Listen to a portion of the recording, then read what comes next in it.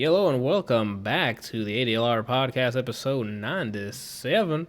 We're back after a week hiatus for, if you're paying attention for obvious reasons. This week we have a shitload of things to review, probably perhaps talk about in the streaming platforms with the music shit and shit going on around the world.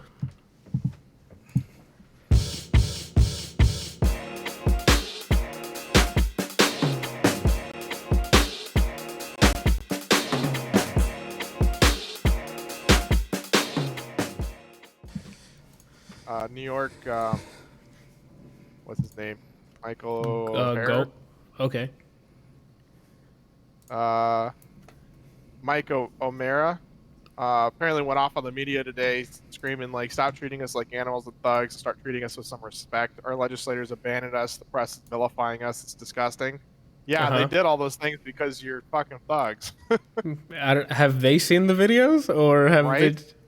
We've seen the videos. I mean, that's as much evidence, unless that's a stage. Is that a set somewhere in Hollywood that everyone's just recording it? Yeah, it's not like they were like, oh, they're peacefully protesting, we're not going to do anything, and then the legislators are like, no, fuck it, we're out. Yeah, like these things aren't accidentally happening, you know. What's up, Zordon? Zordon came in actually during my Red Dead stream, and he had some stuff. Zordon says, when you have to make conspiracy theories about a 70-plus-year-old man to justify assaulting him, you reached peak bullshit. I saw that tweet. Oh, yeah. I'm like, really? The man who's Antifa and all sorts of stuff? Yeah, the guy who's bleeding out on the middle of the fucking street because he busted his head open, yeah.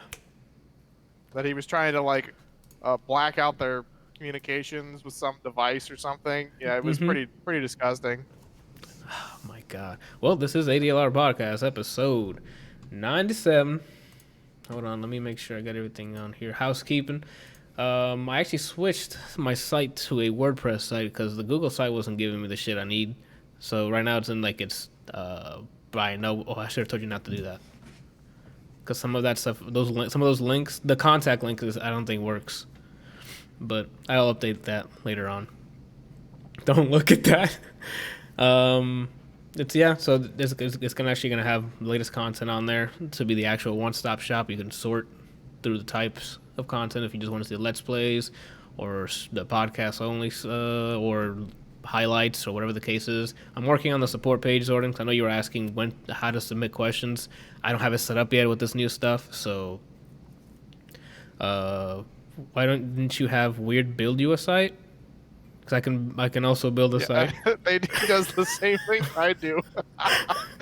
I'm also a software developer. This was just the fastest way to get it on there. The hell was I talking about? And that's it. It's the same stuff on there.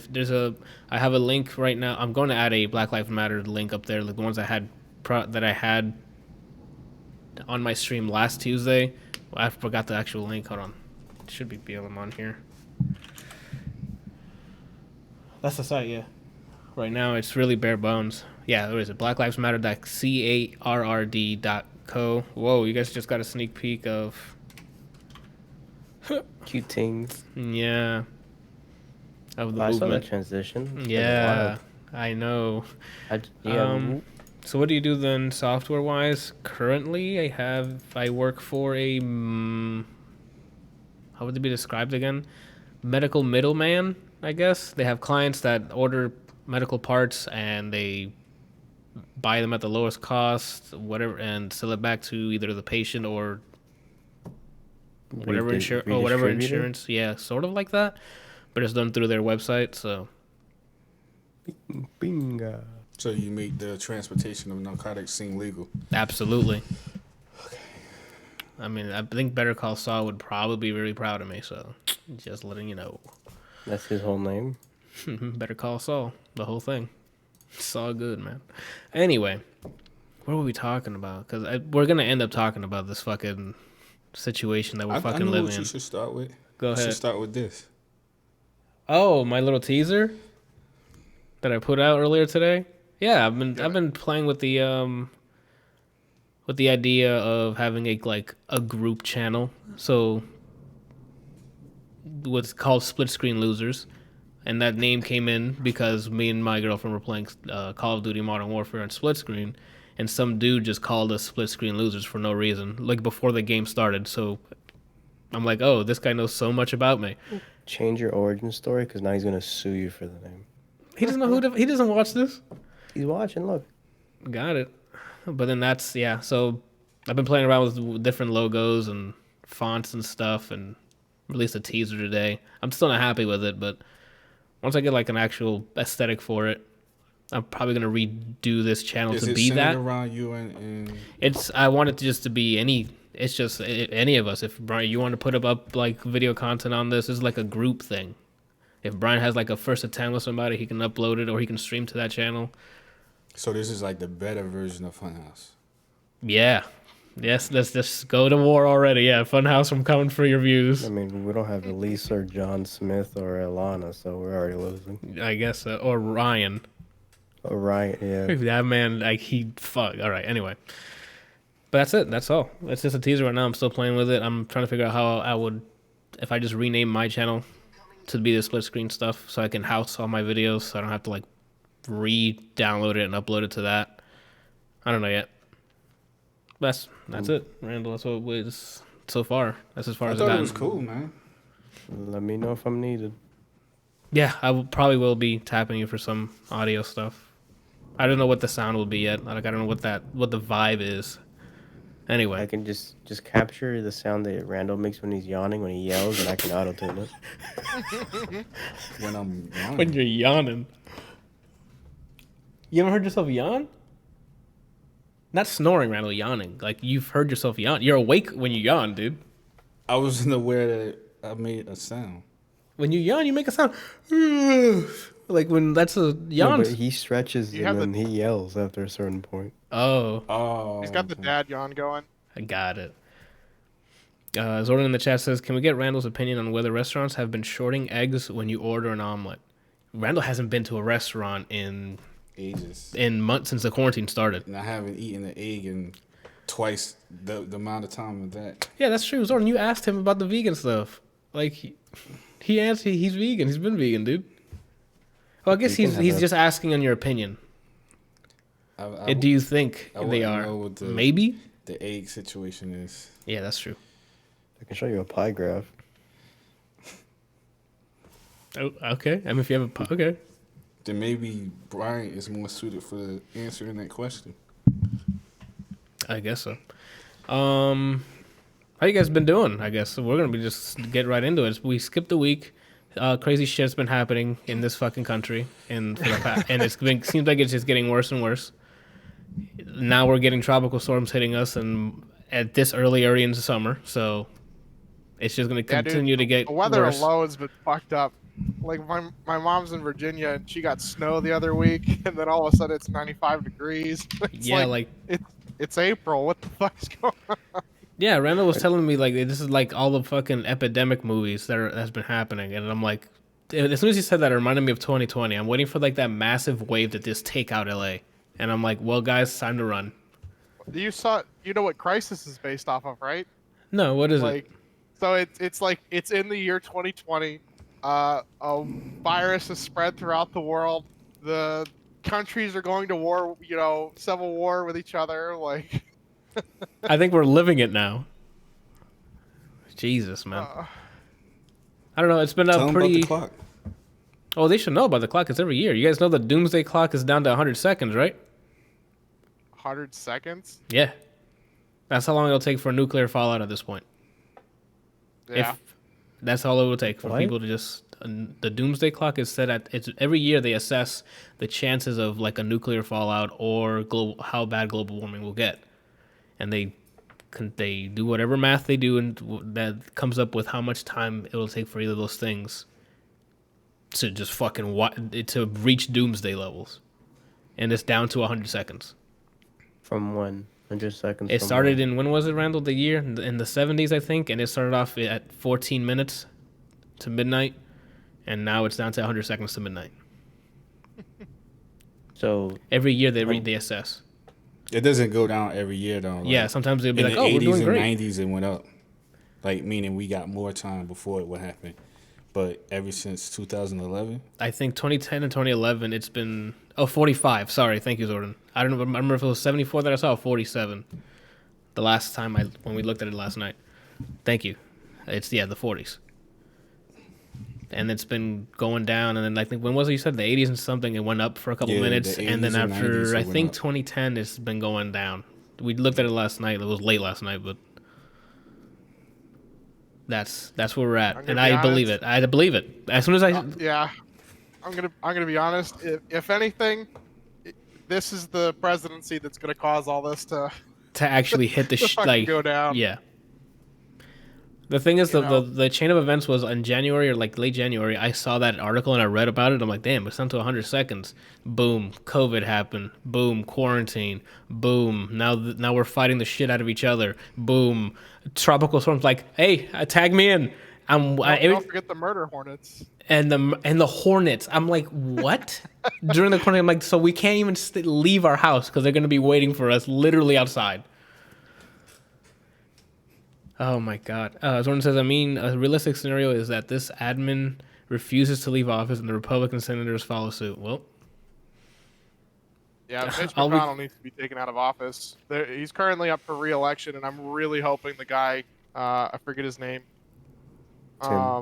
is running against him, and I'm really hoping that It's not Biden. Huh? It's not Biden. No, Biden's running for president. Hang on. I just saw him. Saw his name a few minutes ago. Let me go find him. But it's here it is. Charles Booker. He's running for U.S. Senate, Kentucky. Okay.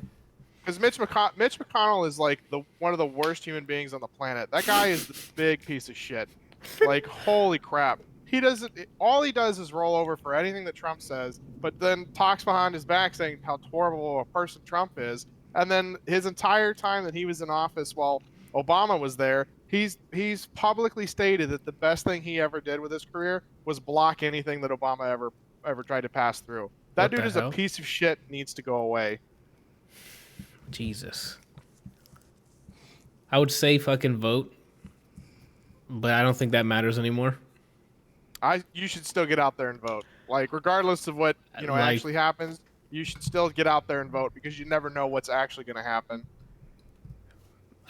Once this man was elected, I'm like, I cannot believe the majority voted for him. No, I'm not surprised. I can't. There's no way. I mean, our country runs on drama. Would be more dramatic than having a reality star as the president, who's also a closet racist. I don't know if it's closet anymore, but... No, at the time, I mean. Maybe even at them. I don't know. I mean, that last week was one of those... I didn't even feel like fucking streaming. Like, it's... Yeah. Didn't feel it right at all, and even not streaming, it's still like you're not doing enough. I tried putting up for anybody who watched on there, I just put a bunch of speeches that were shown to me now growing up as a kid, so there was a bunch of Martin Luther King speeches I had on loop with that link that I mentioned earlier. James Baldwin, like those are stuff that I've seen like in history classes that stuck with me. And just put a link. That's all that's all we can do. Donate as well. This is draining. I didn't even work out for 2 weeks. I just got home and I just laid down. Oh no, for me, like I kept working out because it was like there was like sad reaction, and then there's like just angry reaction of like, yo, they're still getting away with like this hit, almost injuring, killing people on the street. So that's anger I can use to get a couple sets in, you know. I worked on the music for a bit. I haven't released it, but I sampled the Malcolm X speech. The one that I had on loop, or is it a different one? I don't remember which one you had. It's the one I put is the one he did right after the LA riots. It's that one. It's that one. Yeah, I don't know. It's just a huge fucking bummer. At this point, it went from peaceful protest now to people are just like thrashing everything. I mean, they're not listening to the peaceful protests, but I also don't know that the protesters are the ones that are actually doing the No, doing they're all not. this stuff. I don't I'm think pretty so. sure it's people just taking advantage of the fact that, you know, there are protesters. It's just opportunists who are like, this is our chance to go and get some free shit. And they'll blame it on just protesters, and they're ruining the point. Or it's people who are protesting, but they're just hot-headed. And once one thing, like maybe a police officer says or someone says something to them, then they're gunning it. They're gonna hit someone, or they're gonna just start breaking shit.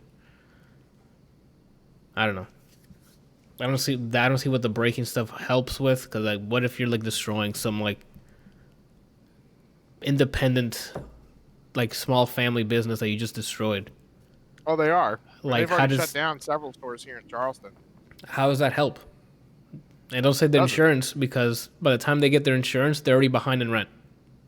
Most of them don't actually even have insurance. Like all the small businesses, they can't afford the insurance. It's not like Apple. Like the Apple store here got destroyed, and they were back up within like a couple of days. You know, several of the like mom and pop stores here, they just can't afford the insurance, so they're literally they had to shut down. Some of them that have been here for like years, like 50 years. And it's just, I get that it's angry stuff, but you're attacking the wrong fucking buildings. If you need to be violent or something, don't attack the small guys. They're out there with you fucking protesting. And for the people who are just like taking up the advantage of this and just so they can just start stealing shit, fuck off. You're not helping in You any saw way. that Jake Paul got arrested Yeah. for looting, right? I mean, we all celebrated that. That was the good point. To be honest, I don't even care. Yes, when he got arrested, I'm like, yes, thank you. Some good I came think he's out of only this. getting like 6 months though. I'm sure he's got deep pockets. My Unfortunately, whole family's just garbage. yeah. Jordan said he hopes Jake Paul fights a legit boxer. He'd probably die, dude. A hit from a legit boxer, he'd probably just Hey, I mean- decompose. Mike Tyson's potentially back, so Yo, is he in the ring, like practicing or something? he it was like basically a day passed and he's in shape again. And he posted like an Instagram video and he's fucking huge. Oh, okay. So maybe he's gonna be back to fighting again. You say he's done so? Yeah, he The did it way for he moves is- AEW. the way he Oh, moves- that makes I mean sense.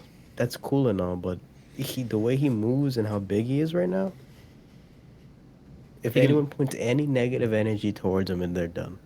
I think he's supposed to be fighting is it Mayfield? Holyfield? Holyfield, yeah, the guy that he bit his ear off. Yeah. Yeah, I think they're coming. I think they're both coming back for like some rematch. that's gonna make a lot of money. Uh-huh. That's probably why he's gonna come back and make a lot of money for that. Oh, I'm sure it is. Just like the McGregor Yep. Mayweather fight. Yep. There's a lot of money going into boxing, dude. I don't know. We got a little. I don't know. Do you guys have anything else to say on this? Randall, you have anything to say? Because you're just looking at the sky like you hear a specific. I don't even want to touch that subject. Okay, that's fine. Well, we can move on to the next one. What's up? I always get this name wrong. I am sorry. Empathic Harmony. I always say empathetic or some other shit. I always just get it call him wrong. Harmony. I've done that too. And I got to the point where he like in chat's like, that's not how you pronounce my fucking name. Like, get it right. And I'm like, oh shit. I just call him Harmony. You're To you. Batman, by the way. They said hi. Chat said hi. Then we'll move on to the next one. Actually, we'll do some news then. You want some funny information before we we get into move something on? else. Go ahead, go for it. All right, so somebody posted that years ago their husband sent an email to Nintendo asking a bunch of questions about Mario 64. Stuff like, how do bombs reproduce? And who does the second baby penguin belong to? And then the last question was, he sent in like 50-odd questions. The last one was, why is there no furniture in Princess Peach's castle? Nintendo Europe actually answered every question that he sent in. And she goes, so I can canon, I don't know how to say that word. Tell you that Canonically. Princess Peach is so rich that she owns 2 castles, one for her artwork and one for furniture. Get the fuck out. What a cover up. What a writing. And then if you wanted to know the answers to the other two, the bombs one is through a mixture of gunpowder and love, and no one. It's its own penguin. the other baby penguin just exists. It didn't from anything. I'm okay with these answers now. I'm actually okay with it. Two castles, Randall. One for artwork, one for okay. That's They pretty wrote good. the fuck out of. They got the hell out of there, Randall, in writing form. Oh my god! All right. Next, divisive maybe topic. Twitch decides it's time to take down music. If it's copyrighted, do not stream it. We will hit you with DMCAs. Automated, by the way, not. There are live people who do pop in and just strike it manually, but it's mostly automated, just like YouTube's. But I don't think you get banned. Do you get banned immediately in here on Twitch? Yeah, strike. Yeah, you get strikes like YouTube. Gotcha. YouTube, on the other hand, because I've been hit with, oh, don't use this song, they automatically just demonetize it, and you can still watch the video, which is different than what Well, supposedly like Twitch does. What's getting everybody are the clips, because supposedly you can't mute clips. Nope. What gets muted is your archive. If someone creates a clip before they're done streaming, that's just a regular clip. Which is why they advise you to go back to your clips, and if you're a very successful streamer, that could be a lot of fucking clips. So now you're going Especially back to 2017. Like, are you serious? through. You know how many clips that is? A lot. Yeah. Especially for big streamers, apparently like me, I can just go down there and be done in 10 minutes. But for people who have like Tim the Tap Man, Ammunition, Dr. Lupo, like those people who constantly get clips because they're funny shit's happening, or someone gets fucked, like he headshots a dude from a mile away, and there has to be, I mean, those guys don't really play music while they play, but for them as an example, or IRL channels who just, they have stream fails or something, and they have music playing, they have to go back and go do it manually before they just get bodied. So Randall approached me yesterday. I was playing Modern Warfare online, streaming it, and he said, "Randall, this is your cue." Oh, you want to relive this conversation again? Yeah, because I basically just asked him how did he feel about what was being done with the DMCA, like if he agreed with it, if he felt it was right, basically just trying to get his opinion on it. Which part? How they like really didn't tell anybody, or the fact that they're actually doing this, and that there's actually two companies that are invested, have hired people to go out and possibly give live DMCA strikes, while they're streaming. he asked me if I was okay with. It switched mid-conversation. The first one was, what were my thoughts? Second, what do I think of the labels enforcing this? Yeah. Because we know that's what happened. They put pressure on Twitch, I'm assuming, and they're like, yo, you are, the potential amount of streams we're getting, we're losing it because you're just playing it on your stream. I would imagine that's what happened. So I'll start with this. One, I'm okay that they're doing it, as long as it's done equally for everyone and not cherry pick people and be like, oh, they don't get a DMCA. They don't get to do DMCA because they're huge streamers. Because the problem before was smaller streamers were getting striked beforehand anyway. But the big ones, they just didn't give a shit. I heard those are the ones who are getting targeted the most now. Yeah, because they were getting away with it for so fucking long. So there's no effective way to not cherry pick the streamers. Yes, there is. It's an automation. That's the point of this automation. So when they hit a button and it starts going through every single streamer's thing, they'll get hit. So before, they would just, they'll maybe get reported manually by someone. They're like, yeah, fuck that small streamer. We're done. They get banned or striked, whatever the case is. There was way too many, like, not to throw names, but I've seen streamers that are listening to music that are copyrighted. No problem. Even if it's 30 seconds. They don't get DMCA'd. The effective way of doing it is this automation. Yeah, but larger streamers have bigger voices and will get some sort of exemption versus smaller streamers. Weakness of automation. That is my problem then. If it's not using the automation, that's not automation then. What they said is that it's going to be automated, and like Kelsey said, or Weird, they have also live people going. So if those people are not flagging them, then this is all bullshit. No, they are. They're getting flagged. I can't remember the ones that specifically. I was looking at it today, but some of them already got 2 straights, 1 more, and they permaban. And that, to me, is fine. As long as the law is set and everyone needs to abide by it. Now, the reason for that, I say that, I'm not in the music industry. Brian knows more about that. And we all know that people don't get shit for streams. And sometimes they live on that.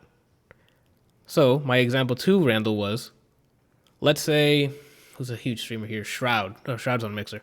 Tim the Tap Man plays, I don't know, what he listens to like metal and stuff, right? Like whatever metal band. Logic. Oh, let's say he plays a Logic song on his stream. And by the way, if you see his viewer count, it's like at 10s to 20,000 now. So he plays that one song on there, like let's say from beginning to end. That's one stream that Logic gets. Granted, this is Logic. He has a lot of money. No, I guess if you don't want to feel bad for him losing those streams, that's fine. That's not the point here. The point is, instead of just putting in the link to the Spotify stream in his chat so people can, granted, it zooms by real quick, but if you can hit enter a bunch of times, doesn't matter. Instead of getting the 20,000 listens while they are listening it together, they're getting 1. And correct me if, again, I saved this topic for now because, Brian, like it's cents per stream, right? Or below, It's like fractions of a cent per stream.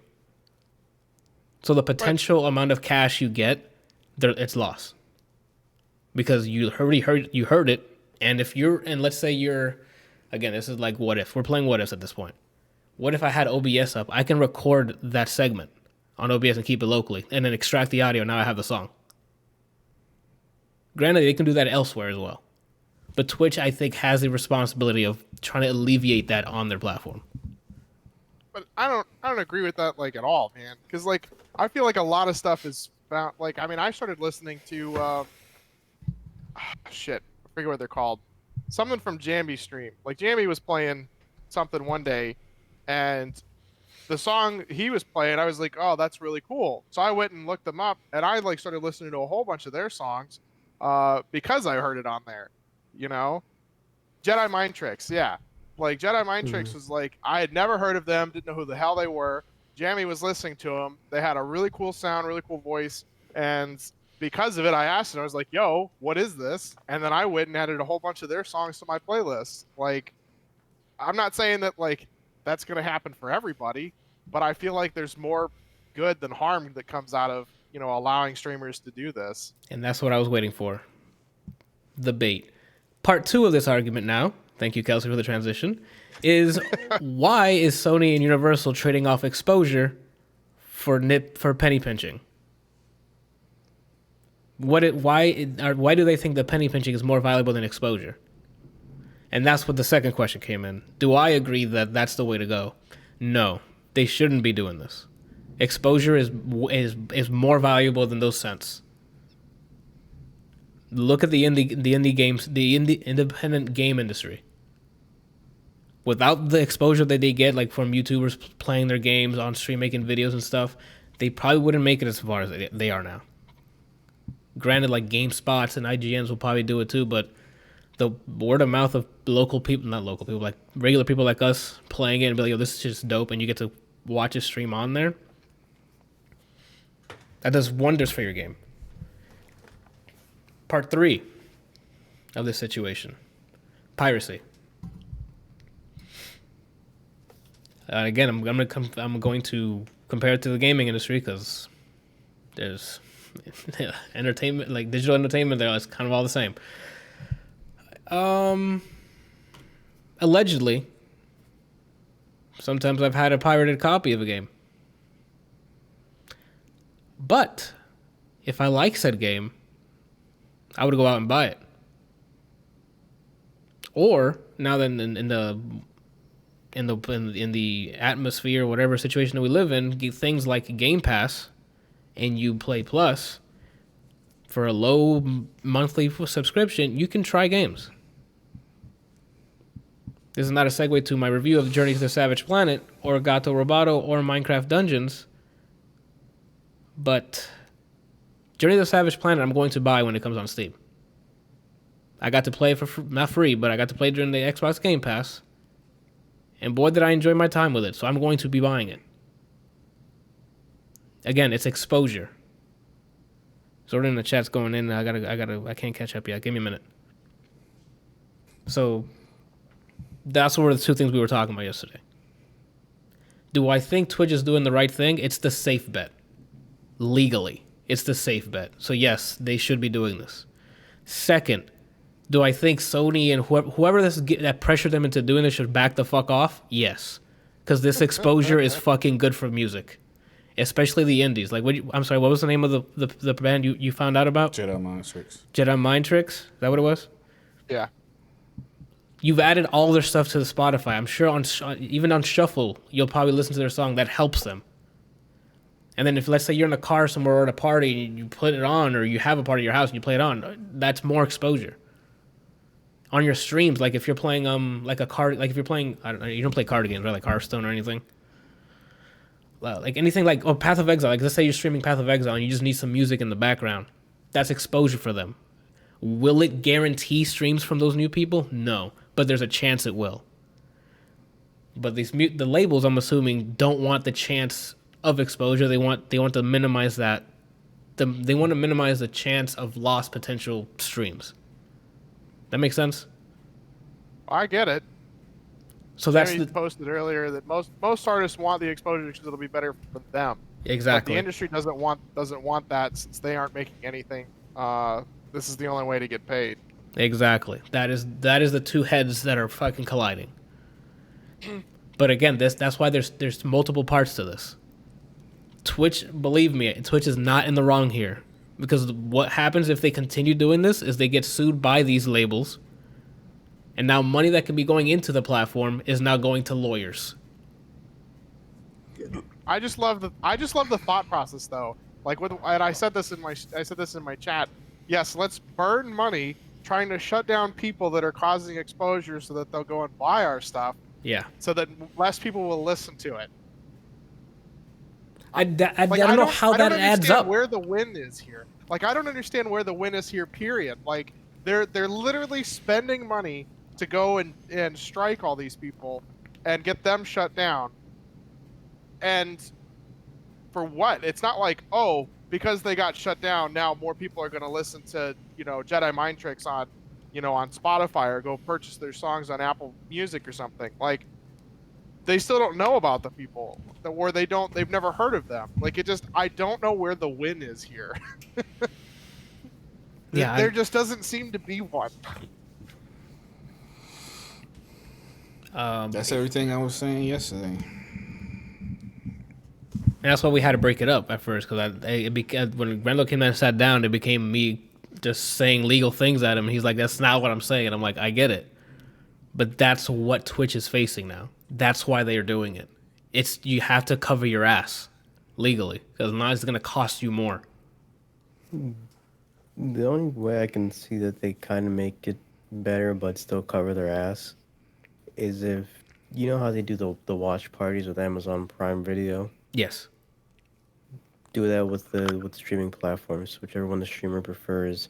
Have it in some way integrated to their stream, where if you don't have a subscription for that, whatever, Spotify or whatever, it just has it as a separate track that'll mute the music or something like that. They can do that now if they wanted to. They have Amazon Music. Yeah. They have their own music. So what are you guys talking about? If you're an so recently, I think in recent months, Amazon owns Twitch. Everyone should know that by now. Yeah. If you have Amazon Prime, I think, and you have Twitch, then you have Twitch Prime. Yeah. The streamer like myself, I can start a stream where it's called a watch party. So I can watch anything that's on Amazon Prime with my viewers if they have it as well. So let's say I start like even a movie, whatever's on Amazon Prime movie, where you can stream it, me watching it, and then have people in the chat watch it with you. Oh snap! There's a limited amount of things, but it has to be under Amazon Prime. So like you can have watch parties that way.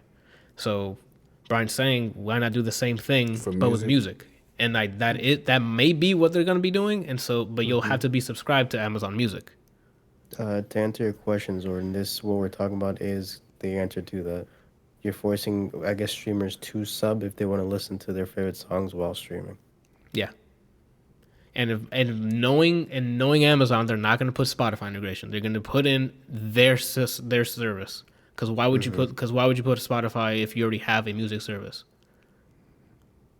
It'll be you're going to be an Amazon Prime subscriber, so that's cash going in there every month, and then for Amazon Music, cash going in every month, and then probably they might limit it to subscribers as well. So now you're paying whatever streamer you're paying. So those three things will get you. Go ahead. Don't they have a music service on Amazon? Yeah, I just said that. Amazon Music. I was just verifying because sorry, Shannon came in and was talking to me. I was verifying. Got it. I could have sworn that they had something like because you had mentioned the Prime Video. Why the fuck is it that they don't do that with music? Like I don't mind streaming from the Amazon Music store like. And that's what I'm assuming is what they're working towards now. So if so that way they make the legal people happy. They make the Universal Music Group, Sony Music Group all happy because they also have deals with Amazon for the music service. Like you can listen to the music on Amazon Music. So this is for them making everyone happy, but not really us because we have to pay more to listen to music while we're keeping that vibe with the streamer. That came up a lot yesterday because there's a certain vibe when you're playing. Like Brian, the example was the way me and Brian used to play games every weekend. We literally just put music on my Bluetooth and we play whatever. We don't give a shit what the fuck the game had to say. We were playing games like Diablo or Castle Crashers or some shit. We just have music playing. Mm-hmm. And that's the vibe Randall's talking about. That is an experience you can have with a streamer, but you can't enforce that in someone's home, where you can enforce it in someone's platform here because it's public. Where it's in your house, it's private. No one's going to be knocking on your door going, hey, you listening to Drake and you only have one stream playing at a time? Nope. All of you put headphones on. Y'all listen to the same song this way. No, they can't do that. But they can't enforce that on the web. Anyway. And if I was Batman, I would go to whoever is responsible. Well, I want to see the numbers. Show me the numbers right now. Show me how this is beneficial. And they probably will. They probably had some people run some fucking algorithm on their SQL on their servers, on their databases, and did some math and they convinced someone's like, yo, we're losing, like this can work. And this is. I feel like it's not. I don't think. I mean, obviously, I could be wrong because I know nothing about what's going on the other side of the fence. Mm-hmm. But I feel like it's more of we're in quarantine / COVID deficit, and these companies aren't making the money that they're used to making. So in order to keep themselves in the black, we're going to go after every single dime we could possibly go after. I feel like if we were not in the situation that we're in right now with everything that's going on, there's a strong possibility that this may not have come up except for maybe like somewhere way down the line. Perhaps. But now that I think what brought this up is how many actual artists and DJs are using Twitch to do live sets. And that too, yeah. I started seeing a spike in that. Thing. And they're just using and they're getting donations. Like I was talking to Randall yesterday, how do you quantify all those donations and subs you're getting while that music is playing? So how can you say they're subbing to me because I'm playing their favorite song? So why can't I get a cut of it? So what? Like those artists don't get a cut of it. Those DJs do. Granted, I'm not saying they're not working hard. They're earning their cash doing DJing. That's not easy. That's not a button that I know of. It's not just like a button, DJ, and it works. Like, I don't know. That's what happened at our graduation. We just gave that man a playlist and he just hit play. So I'm like, why did we pay him? The biggest, I guess, not issue, but point of concern with this is we all know how dumb YouTube's automation is. Oof. Yeah, there's a lot of false positives. So if there's a song that's playing, for example, I'm most likely going to exclusively stream Skullgirls for a while. The soundtrack is on Spotify. Is the automation going to be like, oh, it's a song on Spotify, he doesn't have the license. You're going to strike it based off of that? Yes. And that's what I was telling Anthony yesterday. You were saying, like, this not only includes, like, copyrighted music from professional musicians and artists, this also includes music that's in the game.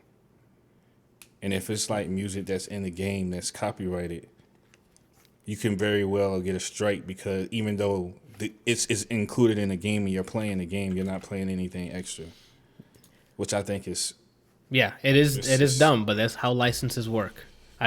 We had this conversation yesterday. We basically had this discussion yesterday before. I'm like, yo, this is gonna be great for tomorrow, and we just kept going. But so the way it sounds dumb, but the developers pay a license fee to put that song in the game, and have whoever buys your game listen to it.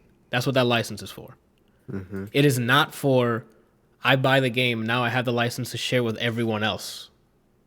That makes sense? So unfortunately, yes, that also will probably also count because yes, Skullgirls has fantastic music. Second, Brian had the license for him to play the game or listen to that song while the game plays, not to stream that song to everyone else because they have not paid the money to the developers who paid the licensing for the song, and it trickles upward that way. Upward, I guess, downward. You know what I mean? And that's why we're here. But there is ways around it, but it'll also diminish, like Randall saying, the vibe. Like Skullgirls aesthetically, musically sounds like how it looks. So like yeah, there's a music volume slider you can just mute. That kind of takes away from the package. So that is the one game I never play with the actual music playing on top of it. They did a good job with it. If my channel gets struck. What do you know people say?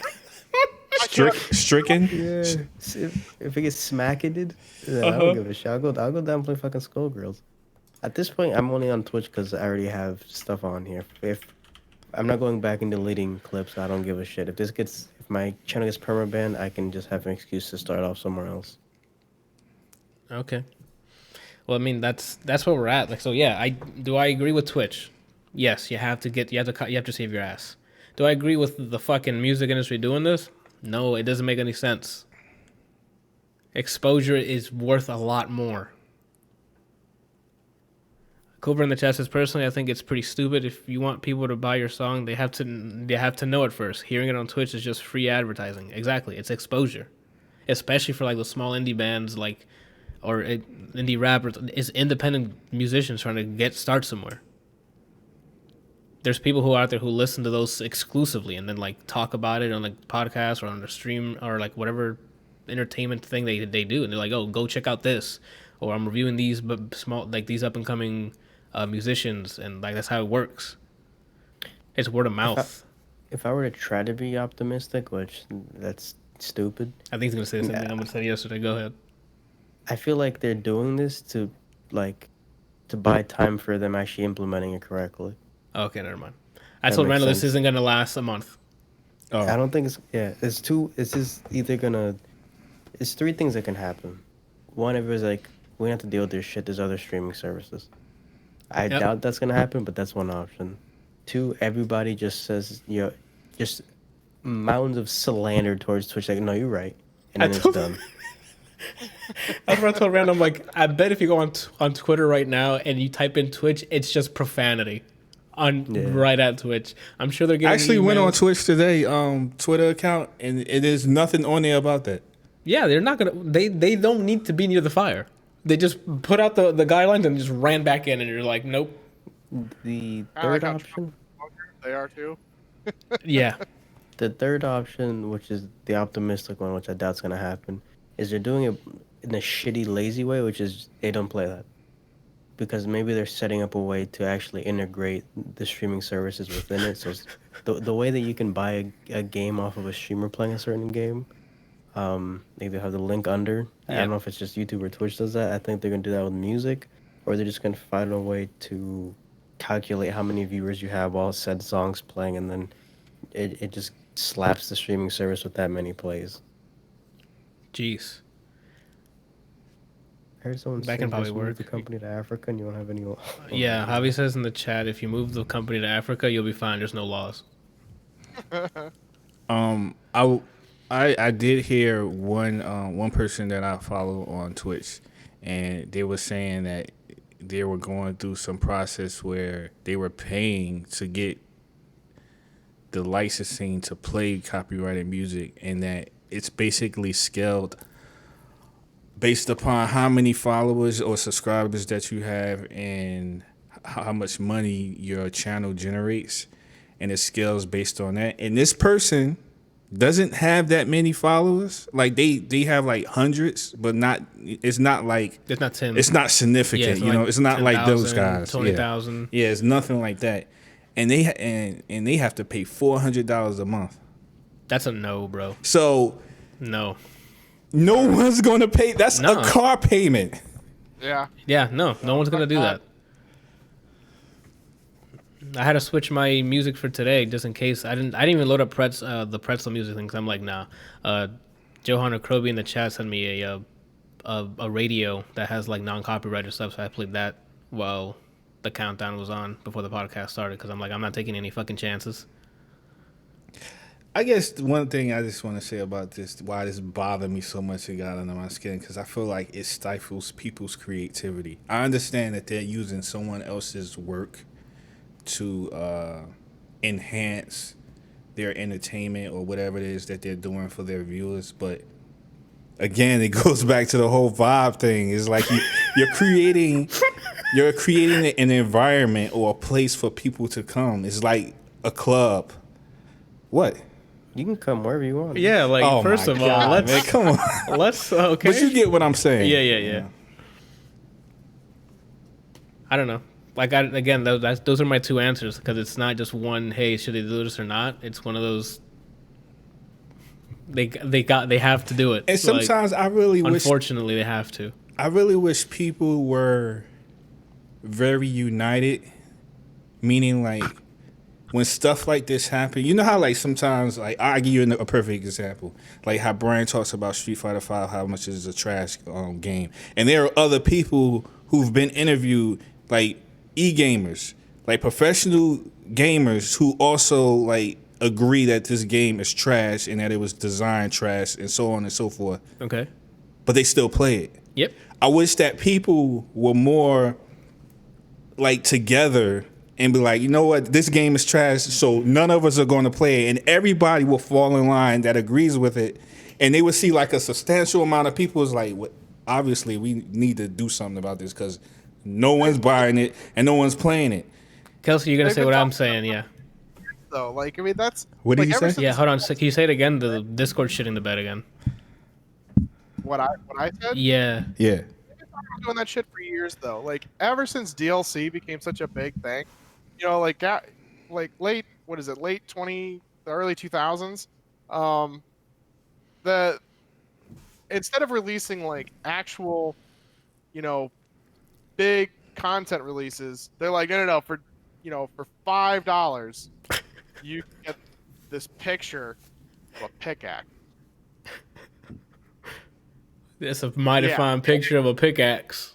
You know, and then people are just so pissed off. They've been pissed off for years, almost 2 decades now, where they're like, don't buy the DLC, don't pre-order the game, don't, do any of this stuff.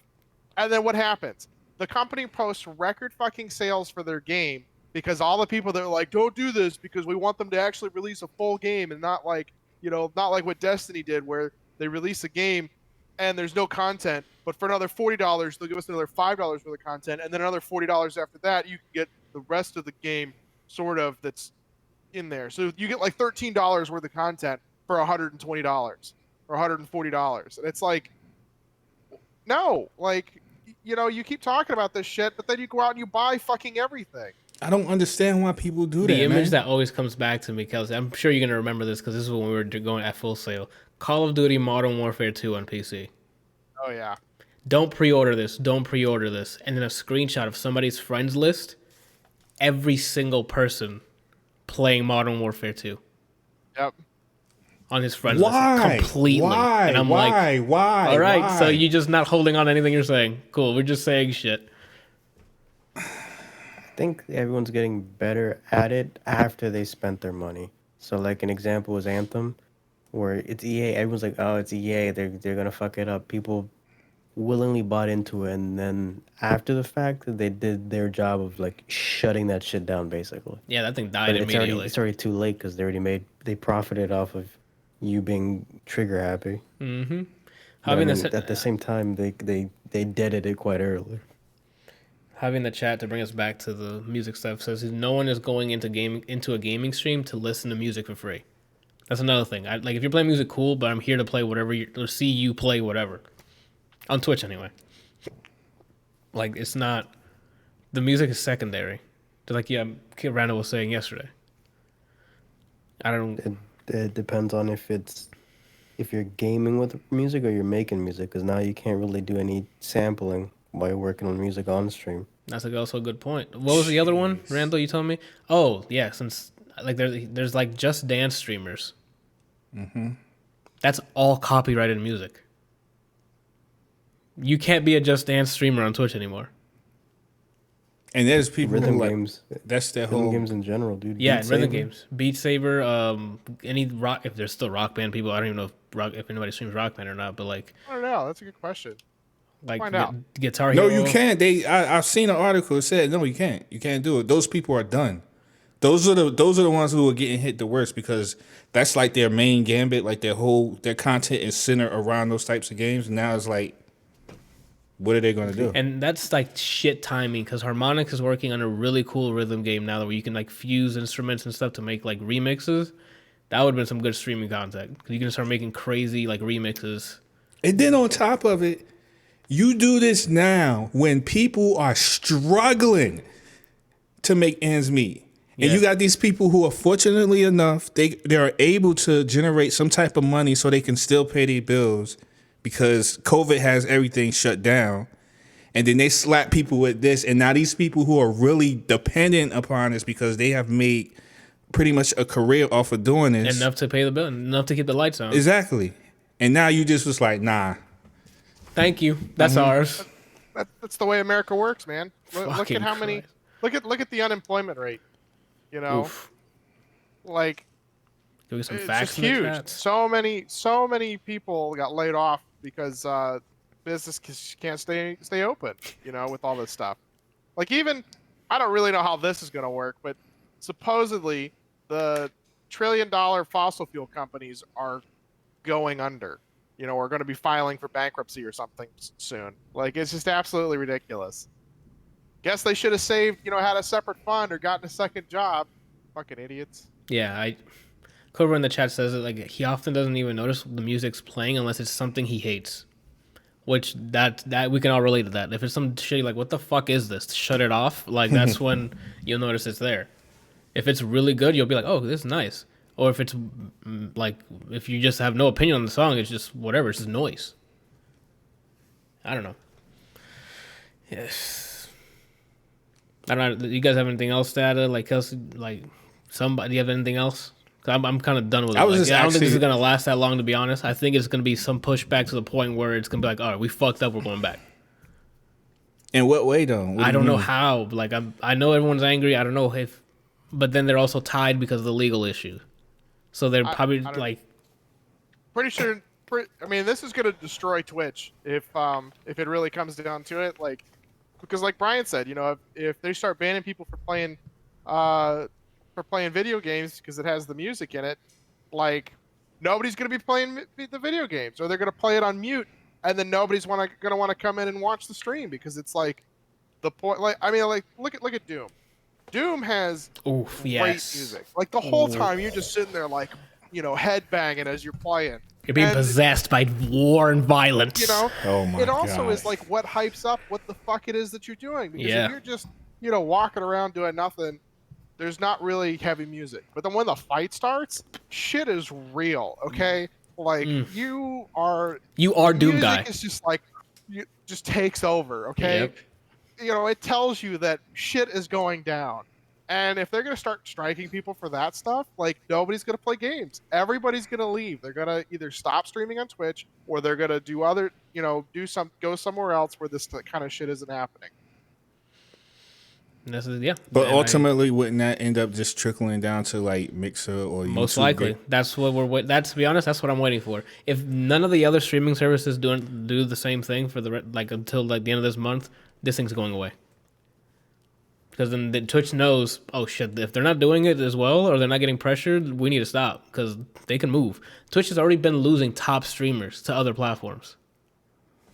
I mean, YouTube's been coming up. Mixer hasn't really been doing much. Like, even though they bought Shroud and Ninja, like they're still kind of they're middling out. Like it's not bad, but it's not Twitch. Everybody's on Twitch because Twitch was there first. They basically have a monopoly on the thing. Mm-hmm. And the fact that Amazon bought them and they're, you have all these like things that you can get for free with Twitch Prime. There's no reason for anybody to go anywhere else. Cobra says the viewer base will be cut down to deaf people only then. Basically. That's it, because it adds to it, dude. Like in a way, and like especially the in-game music adds to it. It was designed. It was made for whatever is happening. It's designed within the game. Even cinematic music, I'm sure. Like if you're playing a game like Last of Us or Uncharted, and there's like a dramatic scene, those strings that are playing are there on purpose. It's supposed to heighten the scene and control. Yeah, like. If you're streaming it with the viewership, and you guys all want to experience the same thing, that's the point. So if those get struck down, then the fuck are we doing? I guess we're just showing off gameplay. Yeah, because like as games get more complex, like the music is being created by artists. A lot of the stuff was like, like years ago it was like no name, like Now it's like everything that's in game is created by an artist. Yeah, like there's orchestras as well. Like Ghost of Tsushima, like the gameplay trailer they showed, I'm like, yo, this sounds like it was made for this. Like it aesthetically sounds like you're in that world. Now they're gonna strike me because I want to be engulfed in it. How about Cyberpunk when all that EDM stuff comes out because you're in a fucking futuristic world? No, we can't have that. Sorry. I'll lose my channel for Cyberpunk. I don't give a fuck. I often don't even. Okay, he said that already. That stream is not. Immersion takes a deep dive if there's no audio. Yeah, yeah. That's just I can sometimes play games without music playing, but there's got to be like sound effects and stuff. Like I gotta hear gunshots or something. Like the influence of sound is very, very powerful. Yeah, it hits you emotionally. Yeah. Dude, it gets you ramped up. Like, Doom Eternal is. Dude? I'm telling you, look at that smile on his face. Look at his smile on his face. Doom, you become a different person when that music starts. When you hear that guitar just and you're just blood everywhere, you're not the same person. I'm not so much into that part of the music. I like the beginning part. Oh, and the menus, the menus to music is really good. Oh man, I love that. Rip and tear. Oh shit. Anyway, we're gonna start just talking about how great Doom Eternal is. You imagine guilt if this sticks around in 2021, and you can't stream Guilty Gear's amazing fucking adrenaline-filling soundtrack because of bullshit. Have you guys heard the I'm not familiar. Song? I'm not familiar with Guilty Gear's music, so and we can't play it here, Brian. So I'm not gonna play it here. I'm gonna send you the song for the new Guilty Gear. It's so good on its reveal, like at the event, while it was playing, the audience was like yelling it, like singing it to the devs, and I think one of the devs just like started crying. Oh shit, that's passion right there.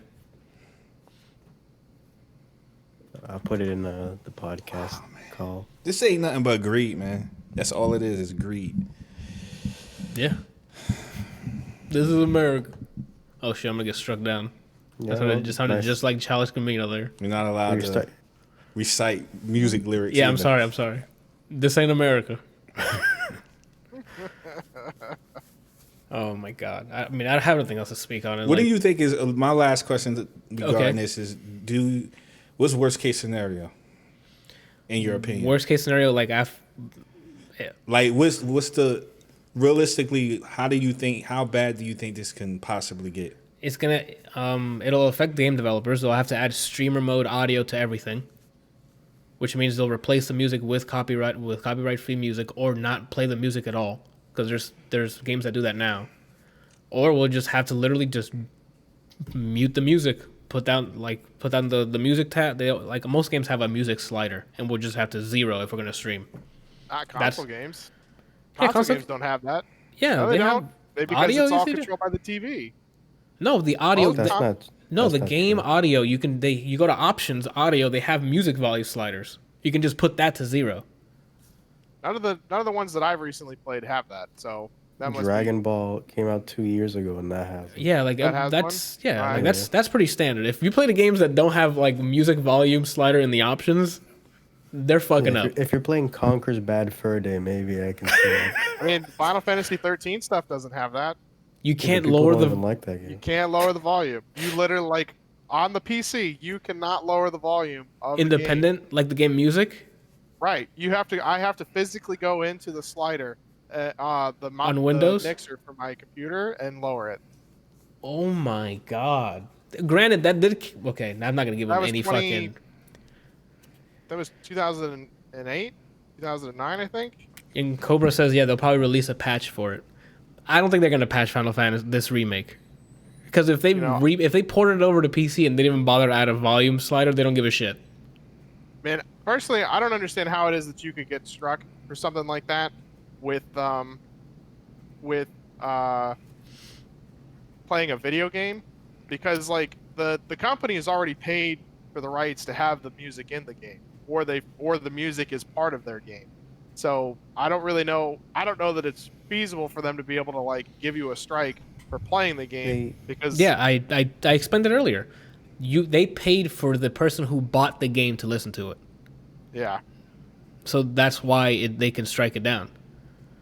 So yes, you can. It's legal for you to listen to it because you bought the game from the developer who paid for that license.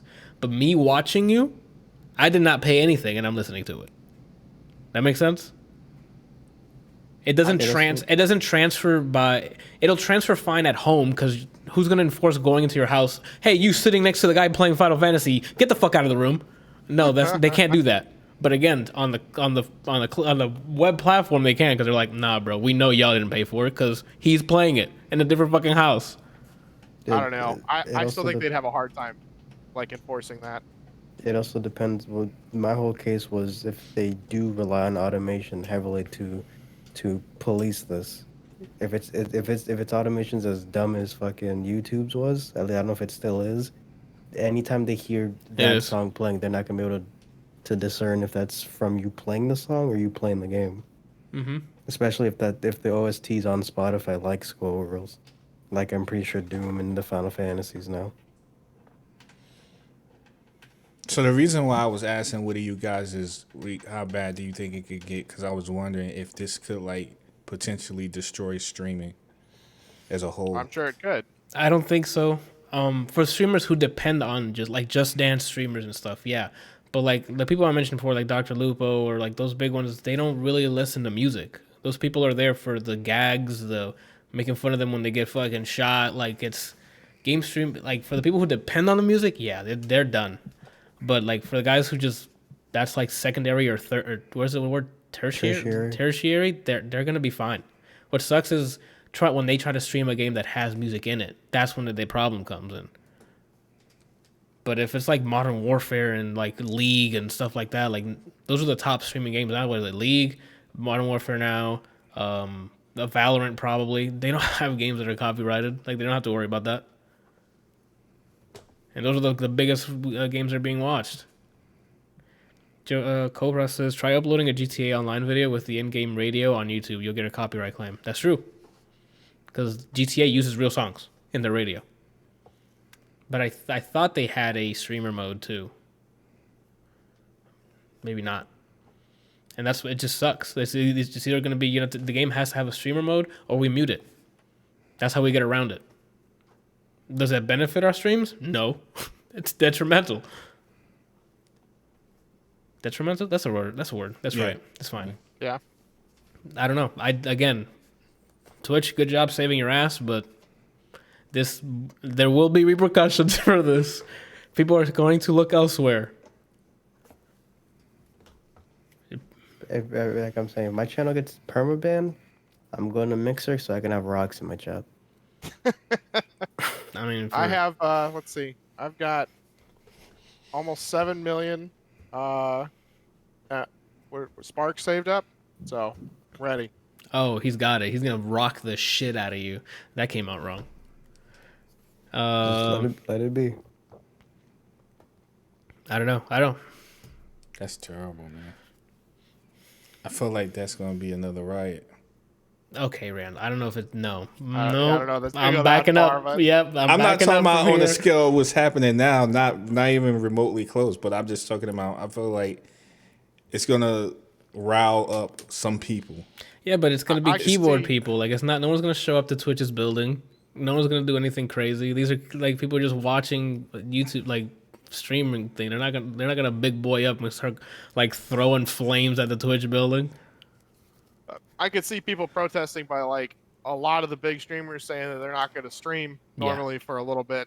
Mm-hmm. You know, because if you get enough, like Amazon makes a lot of money off Twitch. People buying the subscriptions, people buying the bits, you know, all that stuff. Like that's a lot of cash flow that they're getting in with that stuff. And you get these big streamers, like he says. You get like the people that have, you know, 1,000 or more viewers every day that are like, yo, I'm out for a week, I'll see you later, and they just have no content whatsoever for a week. That's a huge cash flow problem for them. Yeah, they would take the big streamers to just stand against it. But the problem is those big streamers don't depend on the music. The only time it'll hurt those streamers if like they play like Last of Us 2 is coming out soon. If they started going, oh, this full playthrough of Last of Us 2, and there's a lot of copyrighted material, like they're using the same musician from the first one, and that soundtrack's on Spotify, the first one. And if he's gonna make one for this one, I'm assuming the second one's gonna be on Spotify and streaming services. As soon as that song plays, well, in the game, because I'm sure there's gonna be a lot of dramatic shit happening. Boom, they might get flagged, and they're gonna be like, what the fuck? And then it'll stop. And then that's when it's going to be like, oh, okay, we shouldn't be doing this. I don't know. We'll have to wait and see. I don't think it's going to last a month, man. I'm going to stick with that. Like, I think it's going to be people like, yo, you need to take this off now or we're done with Twitch. I honestly think it's just going to be everybody just upset on Twitter, but they still use it. Oh, that's what absolutely. I think is going to happen. And then everyone's just going to conform. Yeah, because I mean, because the music it's secondary. It sucks, but it's not. I don't know. We'll see. So we'll wait and see how everyone reacts. There's so much shit going on. All right, where the fuck do we go from here? And any other crazy news? Oh yeah, I guess you guys can laugh at me one more time. Cyberpunk on Stadia is not going to be on day and date, so Cyberpunk will be out on consoles and PC before it's on Stadia. That's the only other. He says yes, like what? Anyway, but yeah, that was a bummer ass news. Talk about Stadia. Yeah, you're right. Nobody. Oh, it's garbage. It's a good thing he tried Garbage. it. He tried it, so he could say that. Are you guys doing anything? Well, I know you're not, but are you guys doing anything to your PCs for Cyberpunk, or are you just gonna go in the way you are? My computer's future-proofed for this situation. What about you, Kelsey? I mean, I have a 1080 Ti, so I should be fine. He'll be fine. But, He'll be fucking fine. I mean, the 1080 Ti still is like far beyond most anything that is being used right now. Yeah, you'll be fine with that. And you have AMD? Who? Kelsey. No, 1080 Ti is NVIDIA. Yeah, no, I'm talking about his processor. I have an AMD processor. Oh, I'm sorry. 2700X or whatever. 2700, I forget which one. How I had originally bought 1700, but I don't know if it was because it was the motherboard or what, but I was having a lot of problems with streaming Black Ops, I think it was. And so I upgraded to, they had a big sale on the 2700s, and so I upgraded to that one because the performance was so much better than the 17. You have AMD processor too, Bryant? Probably. Yes, you do. Yes, he does. Sorry, I didn't forget you. I was going to say, What'd you build it? Yes, he has an AMD 3700X. He has this year's hardware. He'll be fine. Cyberpunk's gonna run like a dream on it, so he'll be fine. I love that AMD is doing so well now. Oof, they're They beyond. can't That's sell their older chips anymore. Like, oh, the R7s, 1700, 1800. You can't. Nobody buys that shit anymore. The 2700, nobody buys that shit anymore. Yeah, the 3700, because it's all priced the same, and Yeah. it's just like you have like the 1700, then you have like the 2700, and then you have like the 3700. And it's like there's no reason to buy them. It's Godspeed to them, and they've had a fantastic year, dude. Like, Yep. They just need to start making just pre-bundled PCs using their parts, just like for the people going from console to desktop or laptop to desktop. I think. oh damn! I thought I had an old CPU. Cobra's running a 2500K. He's have an older CPU than me. Then you're gonna get quite the performance boost when you go to the new Zen 3s. That's crazy. Javi says that he's gonna give his PC a robot arm holding a gun. Yeah, that's a good transition to Randall, actually. How was that? So you did the impossible. You lied to everyone. I lied to everyone. You said about this what? PC is for work only. Oh, I'm not gonna game on this. Cut 2. well, it wasn't a lie. Please define a lie to me, Randall. Because I obviously don't said- know what a lie is. I said Fabrication of the truth. I said It I wasn't said a lie. that It was a fabrication of the truth. Oh. there's some fine print and there's some fine print inside what I said. I believe I said, you know what, is irrelevant what I said. The point is that Cobra said, did he stream? No, we wish he streamed. This would have been great. I actually was just testing it out. I only did it one time. That's not what your Steam page one. says. I think he's lying right now again. He is. He's About lying. how am I lying? Randall, because you played 2 games on your PC. So You did talking it about that twice. game that I played with y'all? What? Randall, you have recently played in your Steam. Oh, Tekken Skullgirls? 7 and Skullgirls. Okay, so that was all in the same sitting though. But you need to hit play twice. So you did it twice. Oh my god. Okay, yeah. I played Technically 3 times because he played the beta of Skullgirls first. Then he switched to the regular game, so you played 3 different games. So you finally hopped off the PSN network, and now you're playing it on PC. You have joined Kelsey. This is your boat here. Welcome to the PC Master Race right now, please. Because what he told me he experienced, he felt like he was just gonna come on his keyboard. what? That's That's what said. you got for what I That's said. what you said verbatim, actually. I can hear Okay. him saying that, yeah. Right. All right. Yeah, because that sounds like me. Keep in mind he has a 4K monitor. Continue, Randall. What does your computer entail? What are the specs of this computer? Is this the one that has the like server board? Yeah. I have two processors. Xeon. I forget what's mine. I think it's Yeah, Xenons are fucking incredible. That shit is powerful. You could probably run games just with those. Yeah. And I think I have how much memory? Like Large. 98? Over 98 gigs of RAM? 32, more than like 64 gigs of RAM. Yeah. And this bitch doesn't play games on this? Yes, What is thank you. No. Thank you. Wait till I'm you building building a- a fucking graphics card. All you need is a graphics card. That thing is set for life. No, he has one. I have a P4000. I don't know what that is. It's like one of the top of the line So- quadros. Yeah. Oh, a Quadro. Yeah, dude, what is wrong with you? Because Like, it's okay, not- so can I it's not defend optimized. myself, please? No, because even though it's not optimized for gaming, like it's optimized for rendering art, which means that it's optimized for gaming. The other day, he bought a Bugatti just because he wanted one. First of all, that ain't true because I don't really like Bugatti. His hoodie's on the way. Okay. What was I gonna say? Yeah, so I was just testing it out because I was so frustrated because I think the night before I played on PSN and I was just not happy with the the connection. It kept dropping, and I was just angry, needless to say. So we heard. The next day, I was like, you know what? I'm gonna try and see how it runs on. I actually just wanted to see if I would get more like matches. That's what I was. That was my main purpose. Gotcha. To see if the matches. Would Cool be story, better. bro. Where's It's just the Jennifer Lawrence? truth. Okay. Okay. Okay. Anyway, so I'm like, I install it and all that stuff like that or whatever. Yeah. And then the first thing I do is I go to customization because I gotta make sure Kazuya looks right before I start playing. I hate both of you. you. You won Brian over. Yeah, mine's already like, yo, he's a real one now.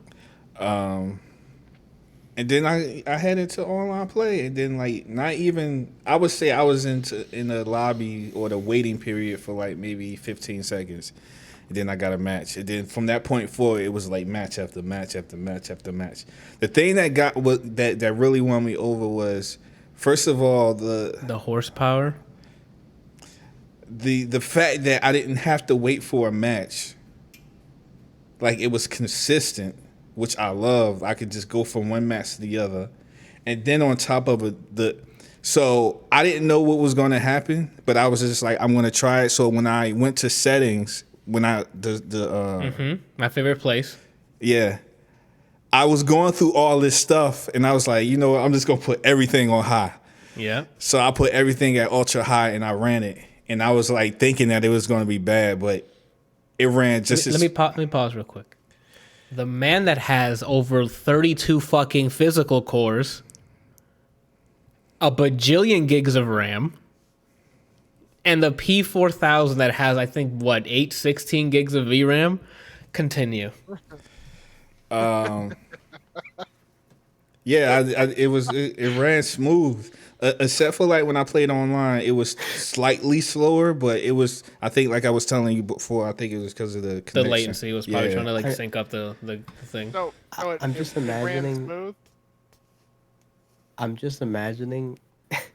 He put everything on high, knowing what his computer has, and when he hit benchmark, he's like, just in case to see if it ran. Yeah, if I was, I would have slapped his hands like, you idiot's gonna run fine, dummy. It was kind of like that actually too. Like, Cobra says, "Why do you have a shitty gaming PC?" It was kind of funny because I was kind of like that because as soon as I went into the like waiting period where you can practice, Yeah. like I just started my determination on whether or not it was good is how fast I could wave dash. And I started wave dashing, and I was like, "Oh, this is good. It's exactly like no way, man! Are you kidding me?" Duh, Randall. Fucking Anyway. duh. Remember how I told you just get a fucking hard drive and you'll be fine for your games? No, Anthony, give me a list so I can buy another PC. Yeah, I don't know what you're buying another PC for, To dude. put in his That thing is, Bugatti. like, You don't need another PC. I told you. The reason why is because I want that PC to be for it's supposed For to be, what? Say it, Randall. For work? Is Tekken work right now? Did you record it? He put that No. work in though. You're. Anyway, Did you? I mean, did you win your matches?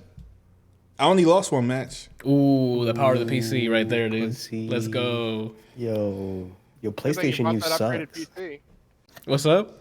I said PlayStation you No, sucks. I didn't hear Kelsey, not you, He Brian. said PlayStation you Okay. sucks. But What'd you it's a say, good thing you Kev? bought that upgraded PC. Oh. That's what I'm telling him. And every time he's like, That's I'm going to not say why I my... bought it though. Randall, but every time you say, I'm like, oh, Anthony, give me that list so I can buy another one. I'm like, just use your PC. You So have it wanna know- already. You want to know something that PCs have over most? I mean, they're getting better at it, but the PCs have over most consoles these days. They can do more than one thing. They can do two things. They can actually do like 1,000 things. You Okay. said this? You said more Yeah, than they can do one more than thing? one thing. I mean, he's right. You know, like you can have it and use it for work, and then you can have it to play games. That's what I do. I He use like my 6 desktop for times work. more things. Exactly.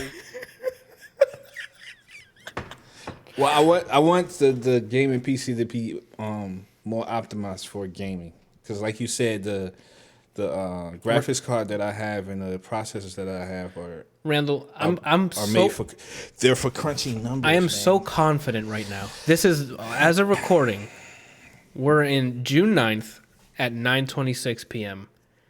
I'm willing to bet you can run 2 copies of Cyberpunk at the same time with what you have. Not on And have a all Twitch high stream settings. going. I want all Not on high what? settings. On all, hold on, wait. On all high settings, right? Yes. So it doesn't matter the frame rate. Yeah, obviously, the frame rate matters. What's minimum frame rate? 60. At 6. 2 of them at 6. That's so worse. That's everything you just said. Cyberpunk on ultra or whatever high, 60 FPS, right? Yes. Is that your final answer? Well, hold on, but don't wait. He is set Wait, up so to I the don't- max. I right don't now. understand what His you're final answer? asking me. That's the stipulations. Because I'm gonna get some money out The of this. stipulations for what? That it can run 2 copies. Oh, if my PC can do that? Yes. You said all high, 60 FPS, correct? But the character can't just be standing on screen, man. It That's has to fine. be in the middle of action where No there's, problem. where Add there's that too. particles and everything. Not a problem. That's it.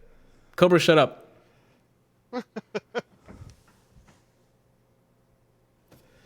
Which resolution? 4K, obviously. No. Now we don't have a Cobra. You fucked it up.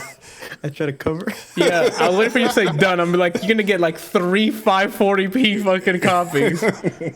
I'm surprised Bryant didn't give him a 1-second timeout just to clear Oh my god. Oh. clear the log. Yes, Randall, you can run Cyberpunk fine with that thing. You don't need another computer for like the 12th time now. Just get another hard drive if you feel that way. Hold on. You don't really know what you're talking about. I mean, you've never built a PC That's true. before. That's You true. Oh don't my work in God, no software one's world. saying We that. didn't work on games. Yeah. You know, like you have no experience. All I know is Stadia. That's all I don't know anything. All I know is what's cloud gaming. That's all I know is cloud gaming. So, what do I know about local gaming? Oh, fuck me. You'll be fine. Literally, just if you get another, we can get another storage device like an SSD Bugatti. or something. Not a Bugatti, Brian. No one's getting Bugattis. He got one. Okay, and then just load all your game stuff on there. That way you can keep all files separated. That's it. Shit, if you want, we can dual boot your PC. So you can load up an OS that just has your work shit, and then the other one is just game shit. So to get to gaming mode, you'd have to restart your PC. So you don't get tempted to whatever while you work. Is that like more optimal or something? It's for you, Randall. You can do what it's... I just want everything to be efficient. That's all. You can drive your computer if you want. If you want, okay, so if you really want to put money into this machine, just get another Quadro. Like, then you really would be able to run like 4 instances of 4K, Yeah. you know, and stream on Twitch at the same time. I don't know what to tell you, Randall. You really don't need another PC. I gave you the list already, though. You don't. But I gave... Oh, you he really- asked But for do a list. you do understand what I'm saying? Like the stuff that I have isn't designed for gaming. It don't matter, though. It has raw matter. horsepower. It'll render through it. Like, just because it's not, I mean, it's like, you're talking about, like, choosing between different graphics cards. Should I get the 1080 Ti or should I get the 2060? Both of them are going to do amazing jobs. One is going to be optimized more for certain things than others. But, I mean, and they tell you that. Like, even though they're both graphics cards that are built for gaming, certain ones only do well on certain games. Like, they're literally optimized specifically for that game. You know those driver updates we get like right before a game comes out? It's for that. Yeah. You'll be fine. You play Tekken and Skullgirls. Granted, both of those aren't like graphically intensive, but if I haven't even checked your settings, I don't know if you actually played in 4K or you just played in fucking like 720p stretched or some shit. But Oh no, it was 4K. I put everything on 4K. then and it ran. That sounds like a good machine to me, Randall, because 4K takes a lot of bandwidth, a lot of memory bandwidth. And that's a lot of fucking pixels you're pushing. That's about 8 point something million pixels, I think. Maybe more than that, actually. I think I fucked up the number. Maybe 80? I didn't really like. I remember when you were telling me that you were looking to make a gaming PC, and I was thinking that you had like some shit PC that. No, he's got No. a Ferrari of it, but he's like, but I want another Lamborghini to drive. Oh, okay. Like Well, I'm thinking he's got a 15-year-old machine that's got like you know, He used to. the GTX 250 in it. He used to. And an Intel Pentium 2 processor. Like, Pentium, what the heck? That's know? before Core 2, dude. That's old. 32 fucking cores? Are you shitting me? I'm pretty sure it's 32 cores. Physical cores, yeah. It's because the Yeah, they're you servers. have 2 CPU slots. Yeah. Mm-hmm. And the Xenon processors are like fucking godlike. But like I was actually looking at that the other day where for building like just like an actual server machine, and they're like, get the Xenon. But there's all this news. No, get a the Xenon, yeah. But there's newer, dude. Get it. Listen, pay attention. Are you watching? Are you listening? Get the Xenon. Like, He's got 2 of them in there, so I was like, you don't need to spend more money. The only thing you have to spend on is buying a copy of Cyberpunk. And more copies of Skullgirls. All right, here we go. I'm not doing that. You know what's funny? It's because when I was on Steam and I went to go buy Cyberpunk, Yeah. I accidentally clicked on one that you buy 4 copies. And I'm like, why is this so high? Wait, Cyberpunk? Yeah. You can buy 4 copies on Cyberpunk? No, you can't. No, Yeah, not you can buy Cyberpunk. Skullgirls. Got it. And I was like, why is the yeah. price so high? And then I like read it because it doesn't like explain. I had to Google it because it doesn't tell you inside Steam. So you bought the... That's the PR answer. He's like, yo, I need this game 4 times, and that's what happened. I'm gonna pull this up real quick. No, I didn't. I didn't do it. Randall, there's buy now. It tells and then you. Yeah, and it tells you. No, in the thing it says 2-pack, 4-pack. I forget what the other option is. It tells you. But the there's no packs. description under it. It doesn't tell you what 2-pack means. What else What do you need the to fuck know? are you I didn't saying? know if it meant like I didn't know if it meant like the game with DLC. Like you know how like there are seasons with like I would say DLC, Randall. Most everything He that's thought DLC is labeled DLC in it. He thought if he bought like a 4-pack, his abs would morph. That's what Oh my god. He's like, yo, give me the 4-pack. But anyway, but basically what happened was when I went to go buy the game, You saw that number and you're like, that's a lot for a game. yeah, because I forget which one I selected, and then I selected all the DLC. Oh, okay. Or the character extra stuff or whatever. And then when I went to like check out, it was like you have double so and so. Like it was basically telling me that I have twice of the same thing. Mm-hmm. And then I went back and realized that I had the one. I only had to select one, and that had everything in it. Gotcha. That's funny. So you got the single? Yeah, Okay. I didn't get the 4-pack or 2-pack. Not could've yet, get- at least. You should have gotten the 4 copies and then just use that for your stream to do like a giveaway of the copies. I'm not gonna say nothing because that's a spiral into a whole other conversation. Why not? That's what we do. We have conversations on this podcast. I don't have anybody in my chat to be giving gifts to. I don't know, Randall. I mean, you know, I mean, maybe if you stream more, that's you could how actually give you. your That's how Twitch you get it. followers, He says he didn't have anyone to stream to. Like there wasn't an entire 7 physical beings there on the stream. You see, this is Right? why I want to say anything. I mean, because the truth comes out, Randall. That's why you don't want to say anything. Truth hurts. Yeah, the hell. I mean, because the people that were in there, well, except for I think it was Bryant's friend or someone he knows. Everybody else there, I believe, have played Skullgirls.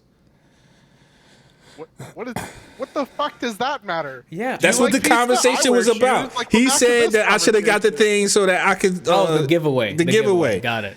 That would have been No. irrelevant because those 7 people, 90% of them already played Skullgirls. One of them Played. has Like, 18 10% copies of didn't it. have it. That's true. Played, but not owned Skullgirls. Just 2 different things. See, Cobra already Buy says them. it. Follower giveaway. He would have gone in there. Cobra doesn't have it. Exactly. Cobra told me that on his deathbed, he wants to at least said he's played a copy of Skullgirls that you gave him. That's true. That's I all was he there when he wants. said it. Okay, we gotta move on here. Yeah. I don't think we're gonna go through the mountain of shit I've seen. So Yeah, because Anthony's just being a fucking asshole here, just putting 7 essays on there. Oh, I do have a question because for shout out to Digital Foundry. There's a people who like analyze game frame rate and resolution and stuff. They recently released a video on like what upgrade path for GPU you should take if you try to play in 4K. Speaking of 4K, so great transition, Randall.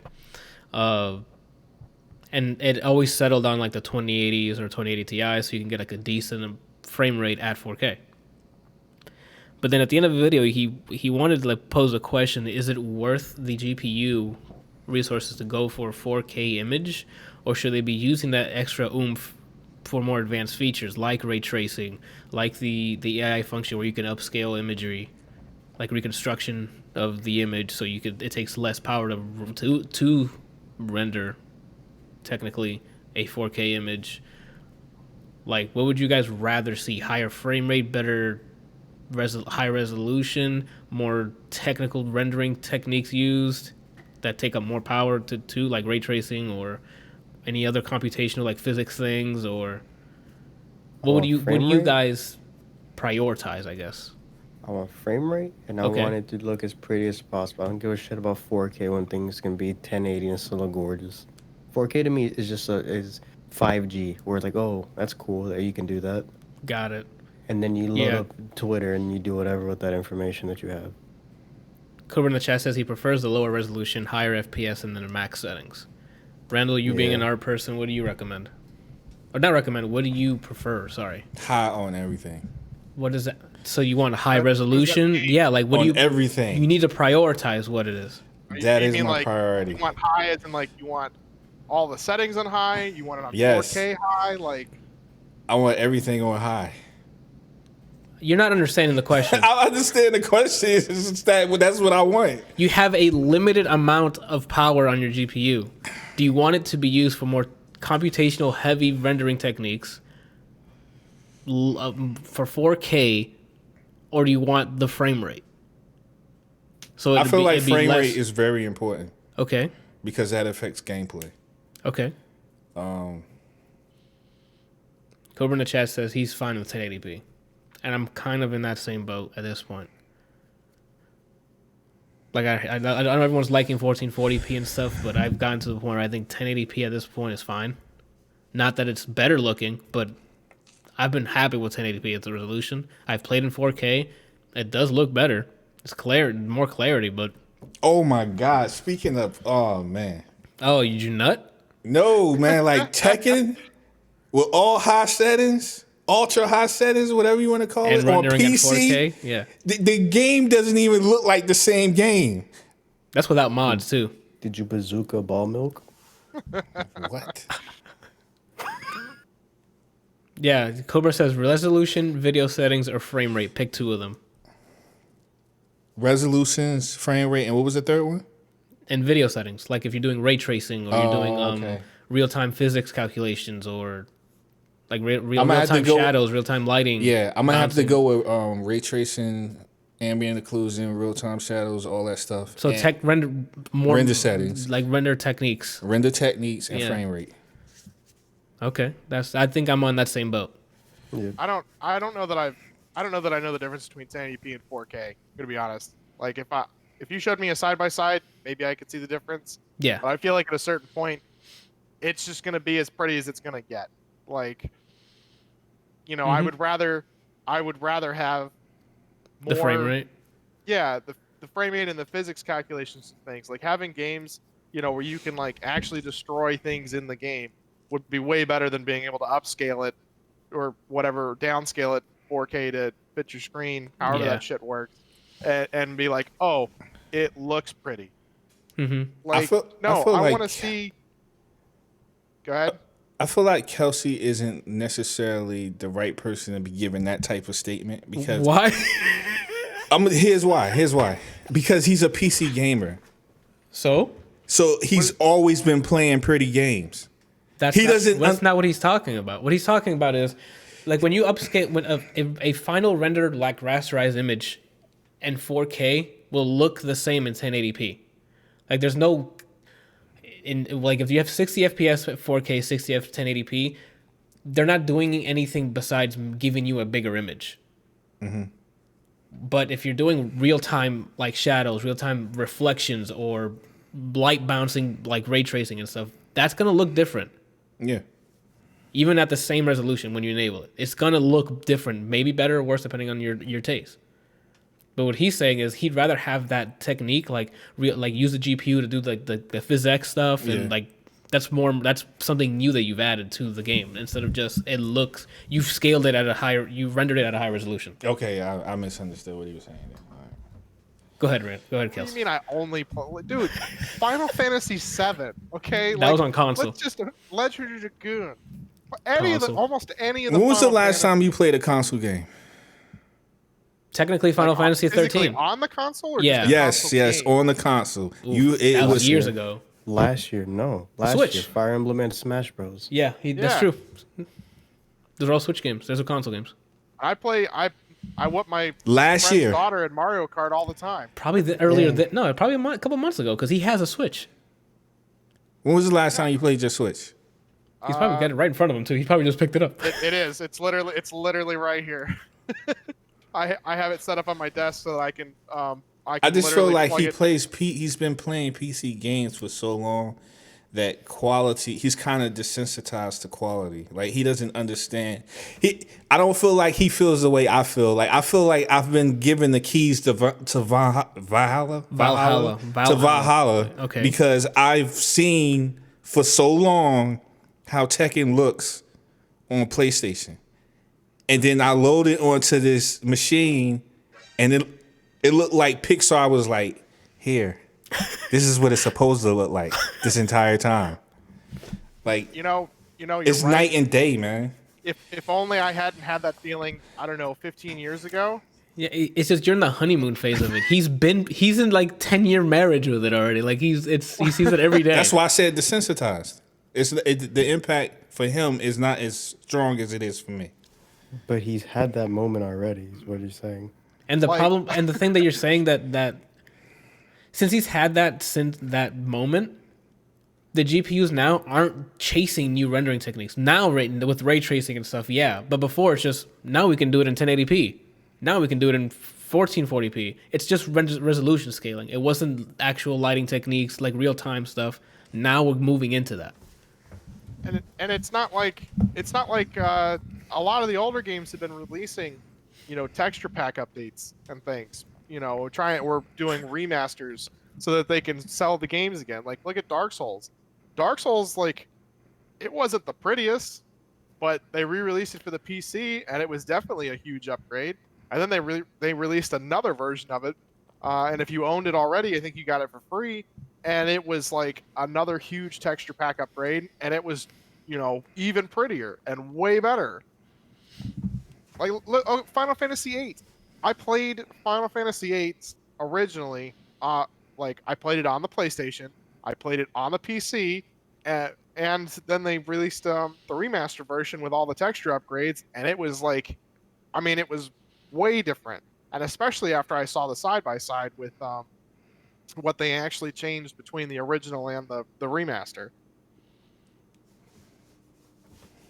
Look at Crash Bandicoot, dude. That remaster is exactly what I wanted Amazing. remastered. Yeah, like that's when I saw that remaster, I'm like, that's what it looked like. And then I'll go look at Crash Bandicoot on PS1, and I'm like, oh, it didn't look like this.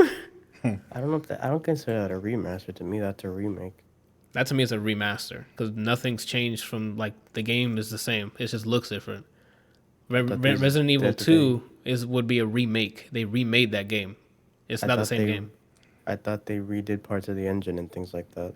It plays no. Well, a remake it generally means that they've changed the way that the game plays, or they've like Final Fantasy VII is a remake because it doesn't. They didn't just upgrade the graphics; they completely changed how the game plays. Remaster is generally they take the game and they either upgrade the engine or upgrade the textures or something, and then re-release it. I'm viewing it under the terms of music. So if something remastered, so if you release a certain song, right? Mm-hmm. Years later, you get it remastered. Mm-hmm. You're not changing any of the instruments. You're basically putting you're redoing the last bow, the last optimization on it, but the instruments are still the same instruments played. That's the vast. I'm viewing Crash as it's the same same the song still plays the same, like it's the same notes, but different instruments are added because it looks way different, things like that. It's still the same bow. Like the bow is what you see.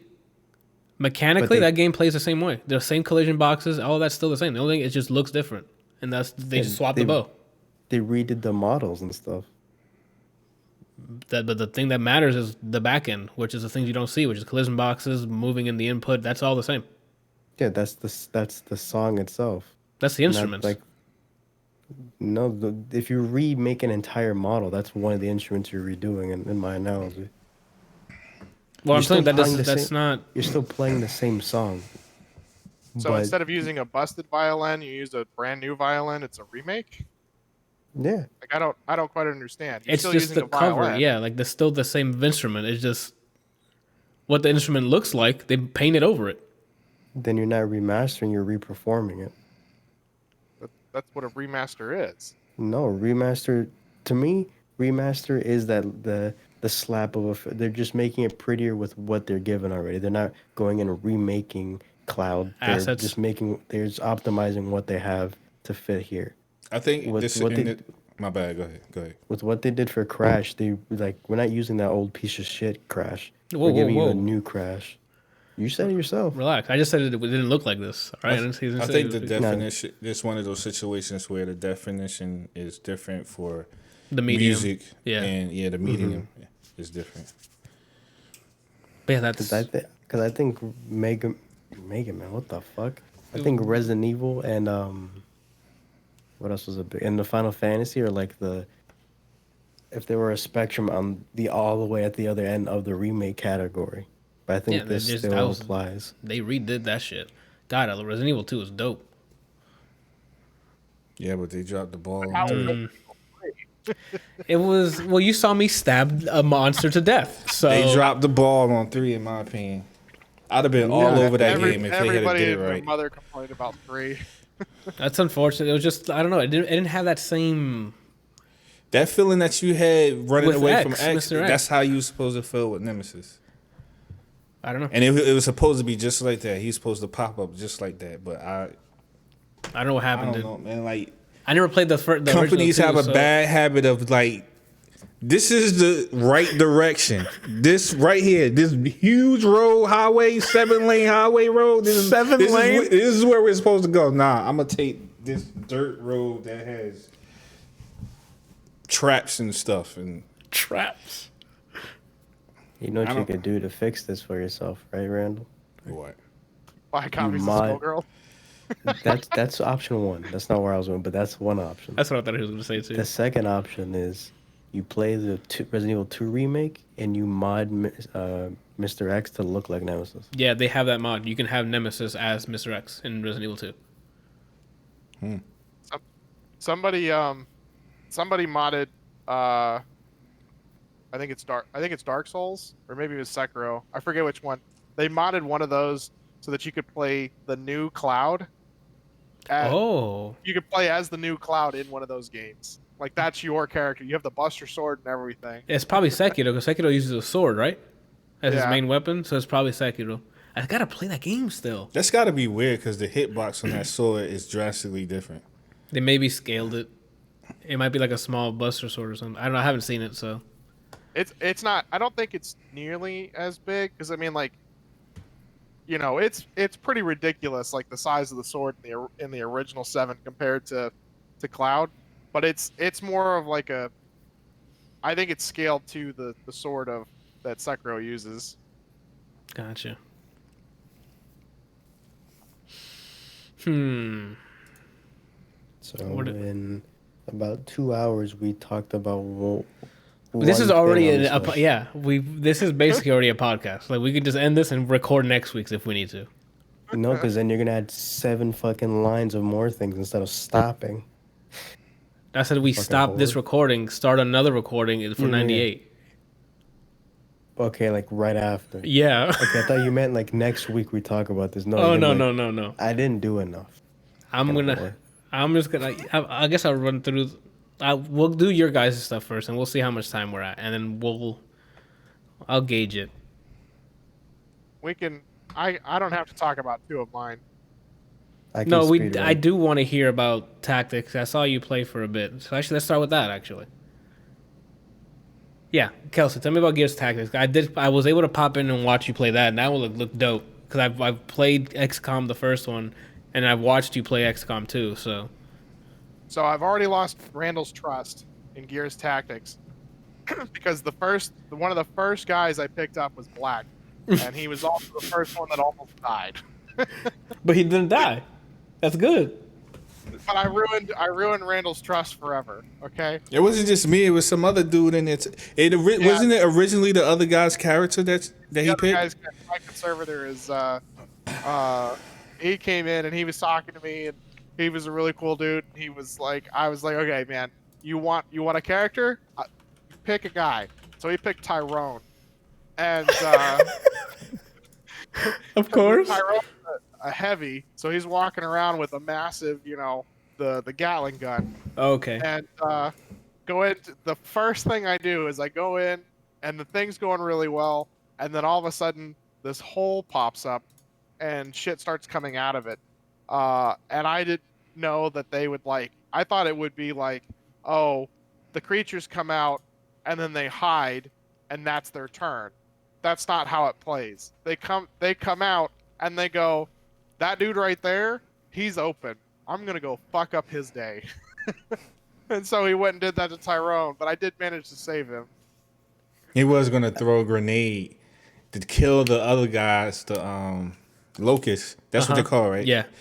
To kill the yeah. locust that was behind him, but he's like, I might kill Tyrone.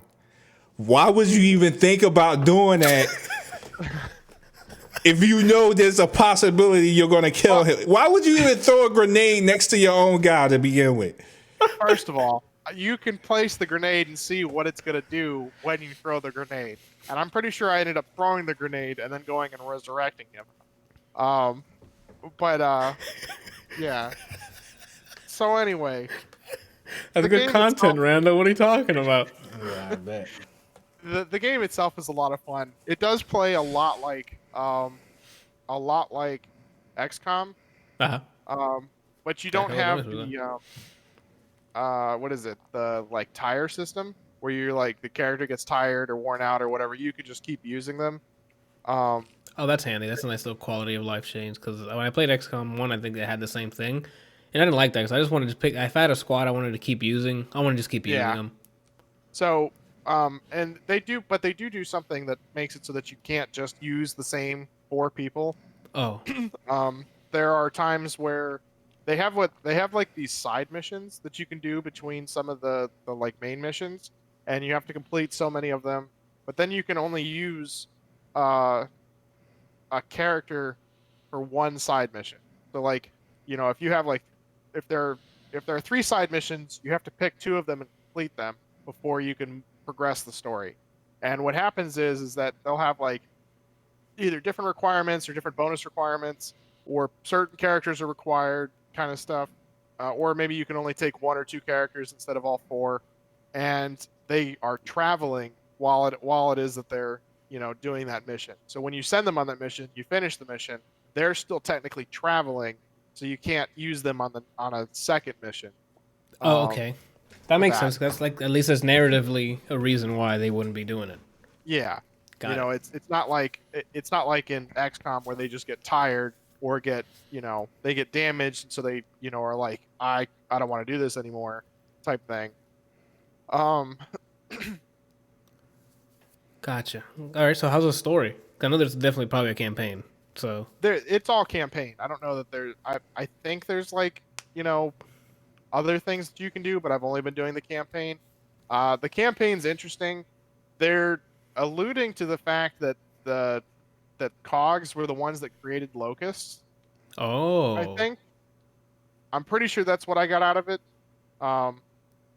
Because one of the main villains in this game is Ukon, and he has to and he inhales this special chemical that some cog company created, and one of the guys that works with you, turns out he used to work at that plant, and was like saying that they're the ones that created him. And so I don't know if they technically created the locust or if they like captured him and tested the chemicals on him, and that's what happened. Okay. So still trying to find all that stuff out. This one, they use a lot of the creatures that they have in the games. Like they have the boomers, they have the guys with the explosive crossbows. Fuck them. Torque bow. The torque So bow ones. the torque bow. Okay, so they have the guys with the torque bow. I've been in several missions with them, and I've only fought them actually once. Okay, and by that I mean, Because it's like randomized, or is it like? No, they just like, I don't know if it's their AI or what, but like snipers and those guys, they like to take a seat farther back. Okay. And so there was one mission, the first mission I ever ran into them. I saw him drop and they were like, "Hey, this guy has a torque bow. It does explosive damage and they like to sit at long range." I was like, "Okay." Never saw the guy again. Like he just hid in the shadows, never fucking saw him. Okay. Do you get bonuses or something for clearing the map, or like no, did you have to hunt him down, or do you just do the mission and bounce? No, you can just do the mission and bounce. But the mission, they always have like a bonus objective. There's like a lot of rescue missions where you can only take 2 characters, which I still think is really dumb that you can only take 2 characters. But the whole thing revolves around having 4 people at max. Whereas in XCOM, I think you can like find characters, and so you can have more than the like 5 or 6 on the map. And but if on the missions that you have to rescue people that are contained in torture pods, you only get to usually take 1 or 2 people with you. And then like what'll happen is they'll it tells you like all the stuff, all the limitations or the requirements or whatever under the mission, and then there'll be another line that's like a bonus, and it's like deploy without a healer, or deploy with a scout, or let the rescued gears kill so many people, type thing, And so like the rescue mission usually is let the rescues kill 5 people, something like that. Okay. But the main mission is rescue the people, get the fuck out. Just get out of there. Okay. Yeah. So then I'm assuming he like spawned and then just like, I'm gonna go get a coffee, and then you guys left.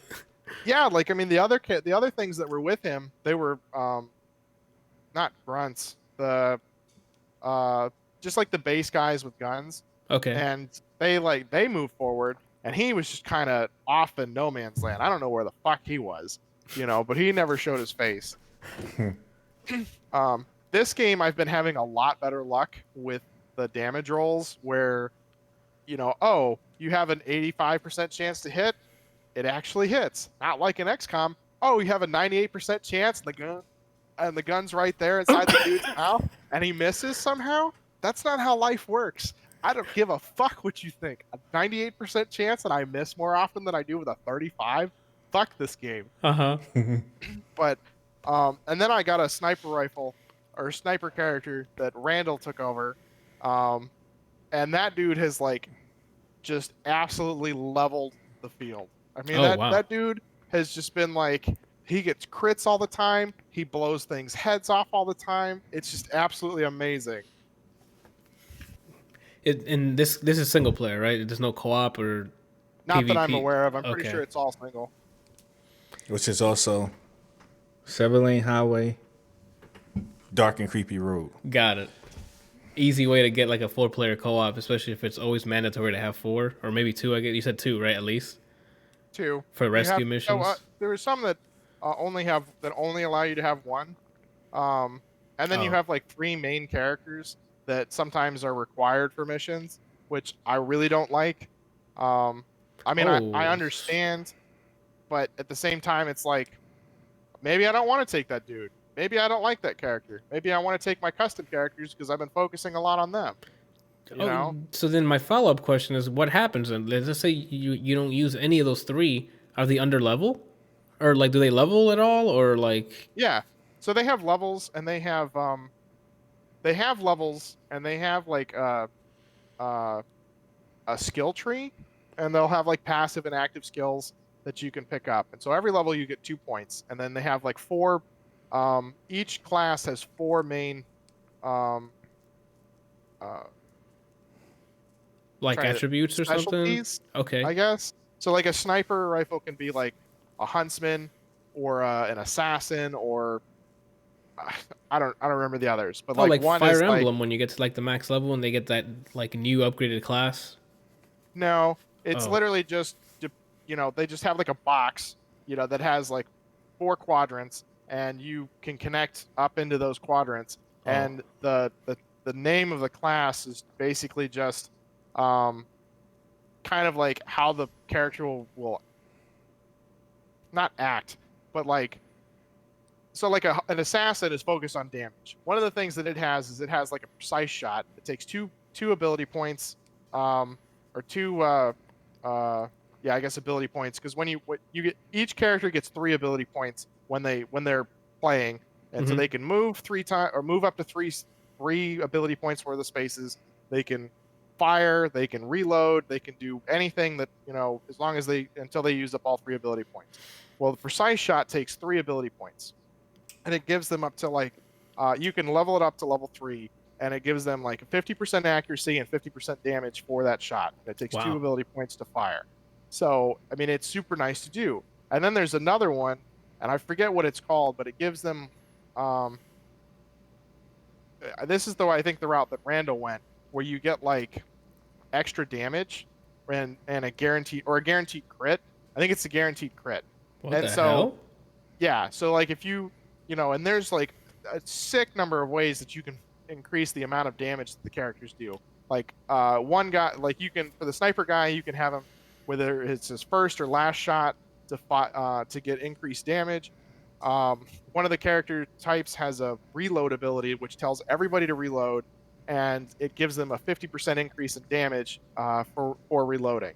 And then like if you pop that crit one, and you pop the precise shot, and you pop the reload, I mean that's like, it's like Almost more than double. 250% Yeah. extra damage for that one shot that's critical. So that means it's just doing chunks of damage. And so like for bosses, it's one of the best things ever. So Randall's character has like 200% increased critical strike damage, and he does all of that stuff, and he literally just levels. They have like 3 massive bars for their health. Yeah. And it's just gone. Holy shit! So he's definitely like a boss. He's used for boss missions then. Well, I use him for everything. Oh, okay. That I can, but yeah, for the most part, if I can, I take him with me. There was only one that I couldn't use him for, and that was because the way that you fight I forget what the thing's called, but it's like a giant spider thing. That looks like a hand. Yeah, and so you fight this thing, but then the holes open and all the things come out, and you have to control the holes as well as control, try and kill the big spider guy. thing. Yeah. That's like slamming its fingers down and causing a whole bunch of damage everywhere. And it was just too much to have 2 snipers there with me. So I ended up trading out. I had to use the 3 main characters and then a 4th, and so I traded him out for Tyrone. And I ended up actually like winning. But So then, what happens with those characters though? Like, since you were focusing on not the main characters, do they level even though they're not in play? no, if the character doesn't go on a mission, the character doesn't get experience, and even more so, if the character doesn't do anything, the character doesn't get experience. So, like, so they you have to like they have fire to- or kill or something to get experience. Then how does the scaling work? Because if you had to swap them out for them, those ones you had were severely overpowered, right? And then now these guys are coming in, or did you like just swap them out a bunch throughout the campaign, and everyone's kind of like the same? No, I've been primarily using like 2 of the main characters, and then like Tyrone and Randall's character, and that's basically it. Okay. And then, but they're like doing the like side missions. I have to bring in new people. They also have, you can recruit new people just like you do in XCOM, and they'll actually be leveled up to a certain point. So Okay. like they're, when you rescue new people, you don't just get them, you have to recruit them, and they'll be level 4 or 5, I think, so far. which is about the average level of my characters. Okay, that's cool then. Because I would hate that. That's like the Pokemon syndrome, like where you focus on a specific group, but then you get bodied by the gym leader because you don't have the weakness, and then now you got to go grind the Pokemon that'll destroy it. Yeah, but except there's no grinding in this game. It's literally just you just keep moving forward and hope for the best. Oh, you can't like redo missions to level up or anything? I've seen. Oh, okay. No. I mean, it's the same thing in XCOM. Like you can sort of do side stuff to like help level up people, but for the most part, at a certain point, you have to move forward. Mm-hmm. Yeah. So far, I mean, I'm enjoying it. I think it's a lot of fun. If you like the XCOM series, I would definitely give it a try, especially since you can play it for free with the Game Pass. Yeah, with the Game Pass. I wish there was like a 2-player thing. I think you said that they released a mod for XCOM 2. Yeah. Yeah. XCOM 2 got a co-op mod, which is why I was like, maybe you can mod this too. When you say mod, when you say mod, you mean that it wasn't it's not officially an official released by... No, someone made it, like the community did. So you just buy the game and then the mod's free, I think. So you just download and they somehow changed it so that you can play cooperatively. Yeah. So do you think it's possible to do 4 people? That depends on the mod. I don't know I don't know what the mod entails. Yeah, like it depends how they have the mod set up. I doubt it. It's probably just gonna be 2, because then you run into balancing issues. I doubt that guy's gonna go in there and try to balance it so it'll scale. And according to them, they moved off of the mod to Ark Survival Evolved. Oh, the dinosaur MMO, right? Yeah. Got it. Why would you make a game? Yeah, so it looks like they created the mod and they sent it to Praxis, which I think is the team that created XCOM. Yes. And in the hopes that they'll just like take it, integrate it into their game, and then, make it official. But you could download the mod. It looks like you can like have somebody join your team. From what I can tell, this is only a 2-player co-op. Yeah, not like a 4-player. But yeah, those XCOM games are cool to watch because I saw you play XCOM 2. Brian played a bit of I think XCOM 1, and then I tried it and I'm like, this is cool, but again, it's like turn-based. Always like I fall off of it. I beat XCOM 1. I'll have you know. Yeah, I didn't say you didn't. Hey. All right. So. Yeah, if anybody wants to play XCOM 2 together, I'd definitely be down. I love that game. I think it's a lot of fun. I think they had recently released released some updates to it, like a new DLC or something. Let's see. Mm-hmm.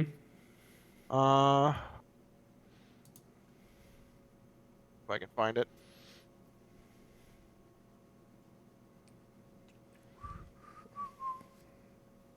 Maybe not. Maybe I had everything.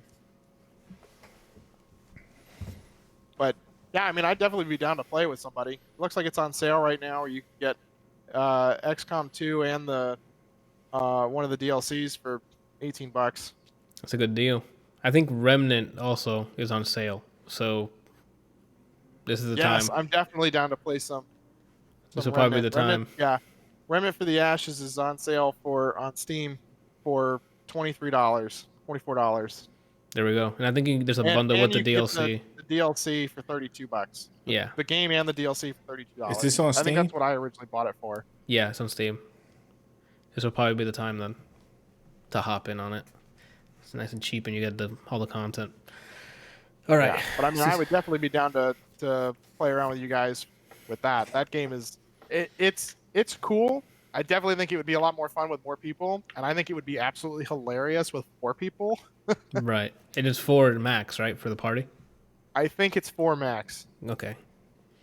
I'd have to look it up, but I'm pretty sure it's 4 max. Okay. I gotta remember to get it. I'll probably do it after we finish recording here. I just feel like somebody was at the meeting and was like, you know what, maybe it's 4 characters that you control. Maybe we should make this 4-player with the option to play with 4 people. Nah.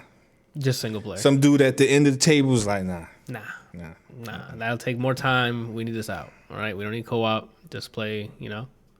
Yeah, I also need to play Divinity Original Sin 2 because I think that one is also co-op, and I think it's a similar style to XCOM. But Brian also mentioned that it's more like D&D, Yes. which it's sort of. I mean, XCOM sort of is too. You just have one person controlling each of the characters. Um, but I'm well, that's not totally true because I think you mentioned that you actually like have control over like character stats and Mhm. all that other stuff, Mhm. classes and that kind of It's open crap. world. Like you explore, you talk to people, you find out story, you deal with them a certain way. You build your character with certain classes and points into certain trees, and you do things like that. It's basically Alright. D&D without you having to manually roll for stuff. Like it's like if your perception or whatever is high, or like what is it, like you're Yeah, talking, your charisma that's stuff, the way.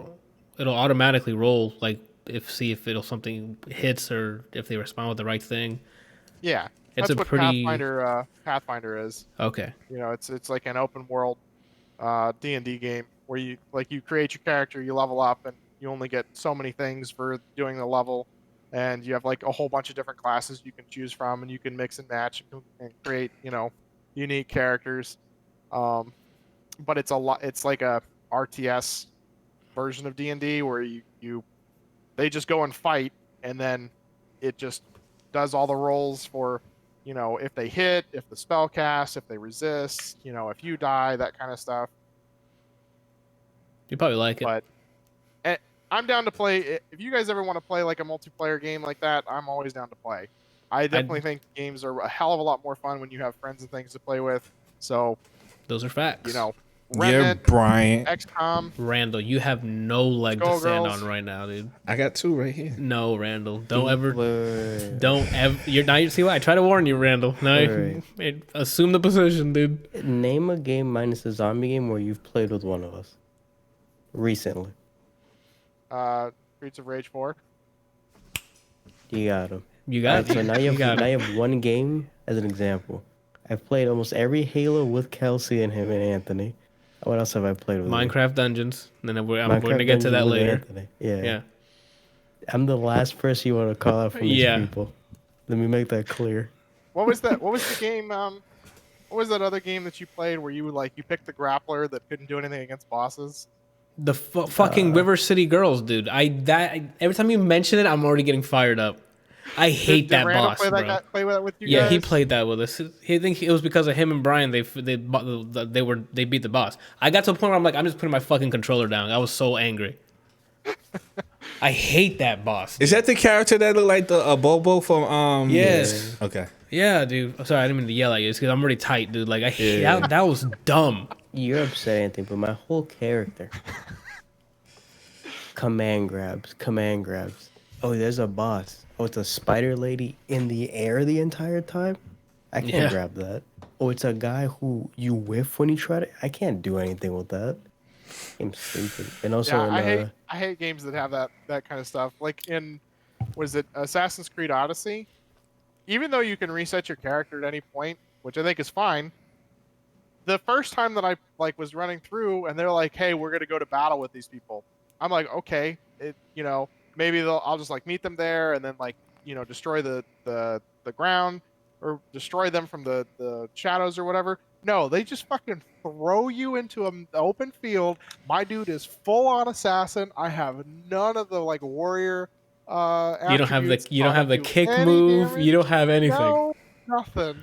And it's like, bro, I don't know, some warning or hey, this some pop up that's like, hey, you're gonna go into this. We've noticed you're in assassin mode. You may want to reset for an actual warrior battle. Because there's no sneaking around in this battlefield. No. Unless you're crawling like Solid Snake, pretending it's to not be so bad. dead. Certain levels because you start moving out of the assassin tree and moving into the warrior or the hunter tree. But it's why have mechanics in the game that have nothing to do with what it is that you're trying to do? Being able to grapple everything and then you can't grapple a boss. Keep it consistent, bro. I hate those special. Bad game design. It's not consistent game design. You start making like you set up. It's like storytelling. You set up a world building with set rules, and then if a character breaks it, it's like, then what are we doing here? It doesn't make sense, you know. Randall, basically in God of War, imagine, you're grinding it out, you're trying to max out your axe, right? Imagine when you get to the next boss, you can't use that axe anymore. Yeah, that's stupid. Like, there's no point in that. You just wasted my time then. Bullshit. And All right. In River City Rampage, fuck the white shirt guy.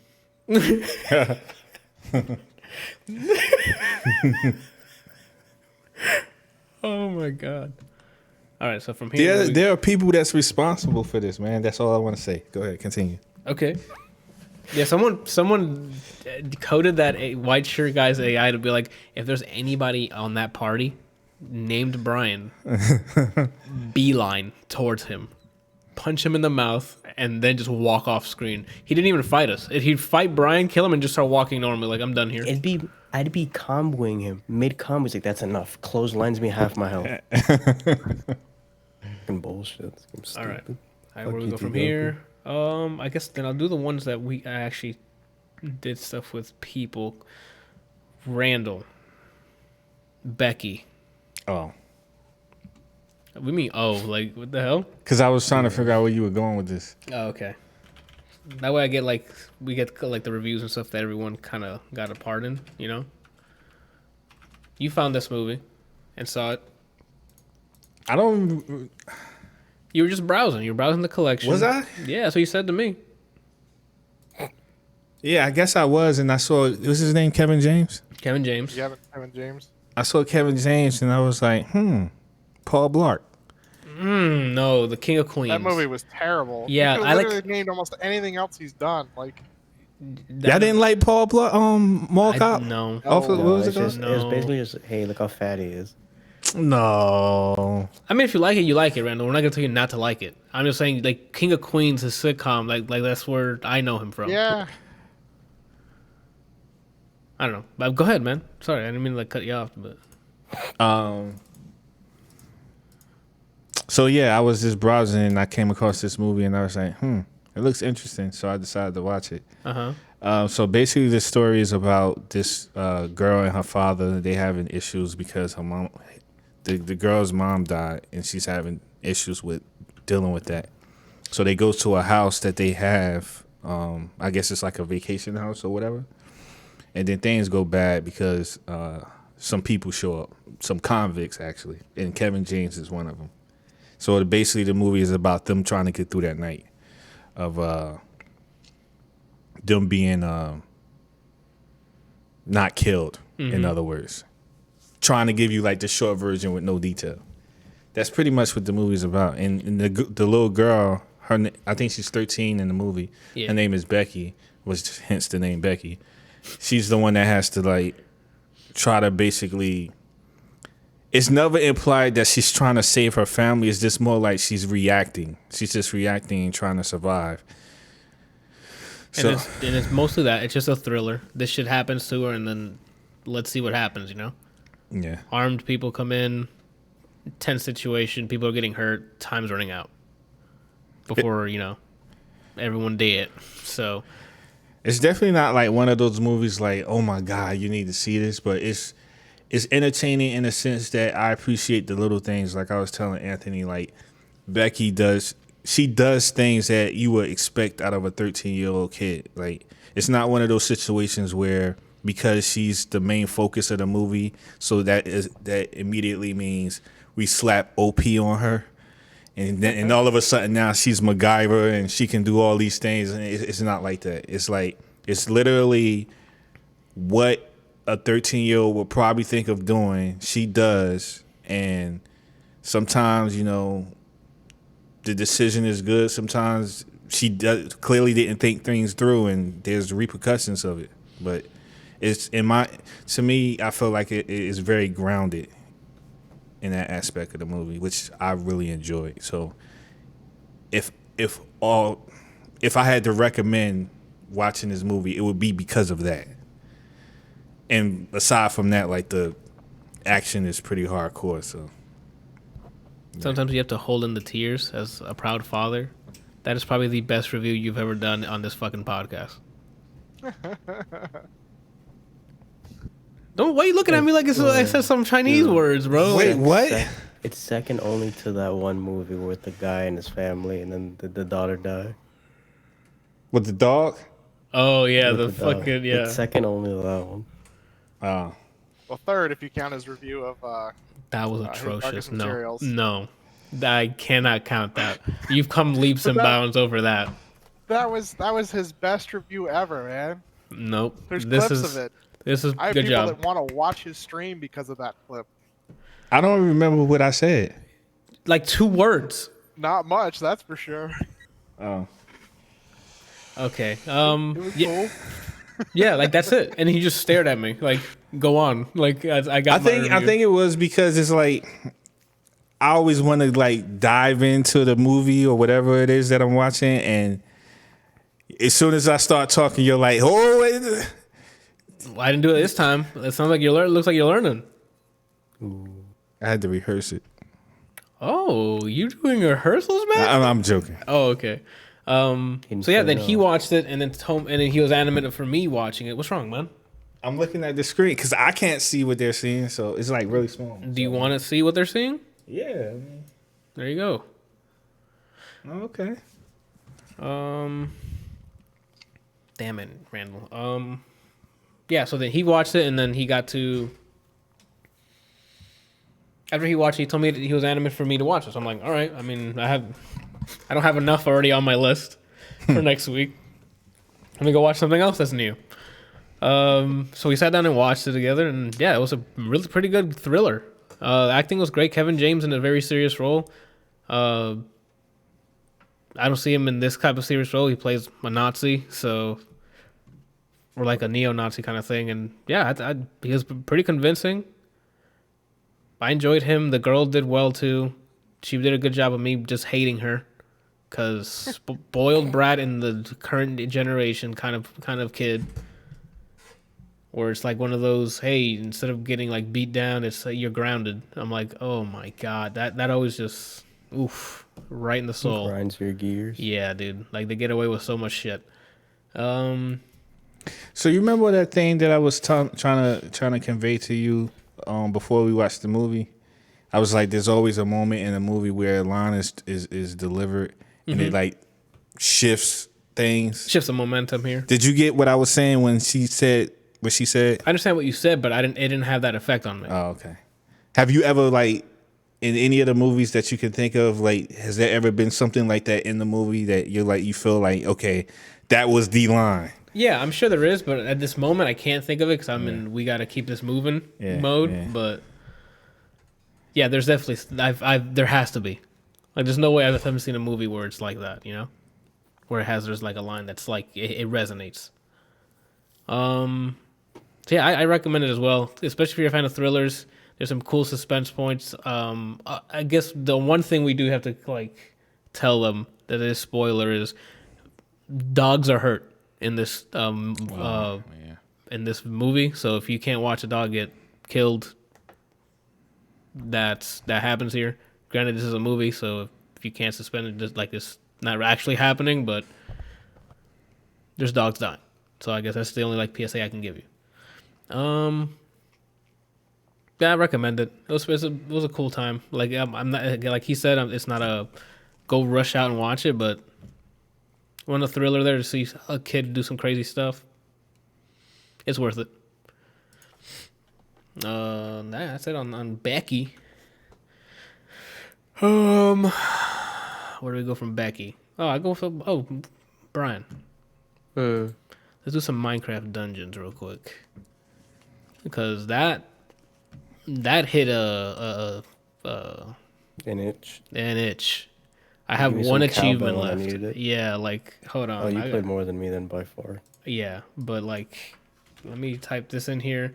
Minecraft, people who made I think it's the same studio, the Mojang Studios. They made a Minecraft Diablo, a very streamlined, very easy to pick up, not too in depth type of Diablo, which I think is perfect for myself, who I love in because let me give you some backstory on my Diablo experience, which is just Diablo 3. So, Kelsey, you can chime in for like, did you get to play Minecraft Dungeons? You weren't interested, right?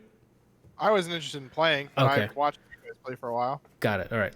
Well, you can also see it was like super dumbed down, simplified, streamlined kind of stuff. Yeah. Got it. Okay. Yeah, Diablo 3. Wait, are you talking about Diablo 3 or Minecraft? Minecraft. Oh, it sounded the same. Sorry. Yeah, that's fine. Give me a minute. I gotta look at the video. Oh, I thought I fucked up. I would have cried, Randall. Like in public, you know? It's time to cry. What the fuck is it? There it is. Bop, bop, bop. So yeah, Minecraft Dungeons. Very easy to play. Where'd I go from this?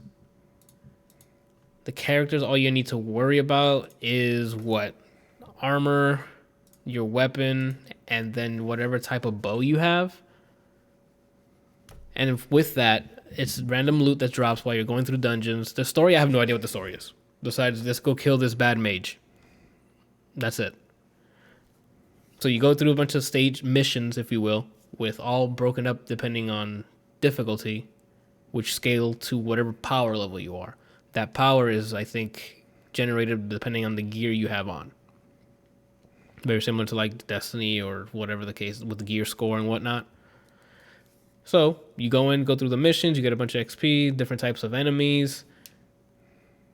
Each item is generated a 3 enchantment slots, which can be also randomized, that you need to pick between 3 or 4 different ones. That makes sense? Like it has 3 slots and it'll randomly generate how many slots you're able to pick to enchant it and which ones are available to enchant on almost all the weapons and all the armor and all the arch and all the bow and arrows. Now, the way to equip them or level up each enchantment is by leveling up. You get the currency is like an enhancement point.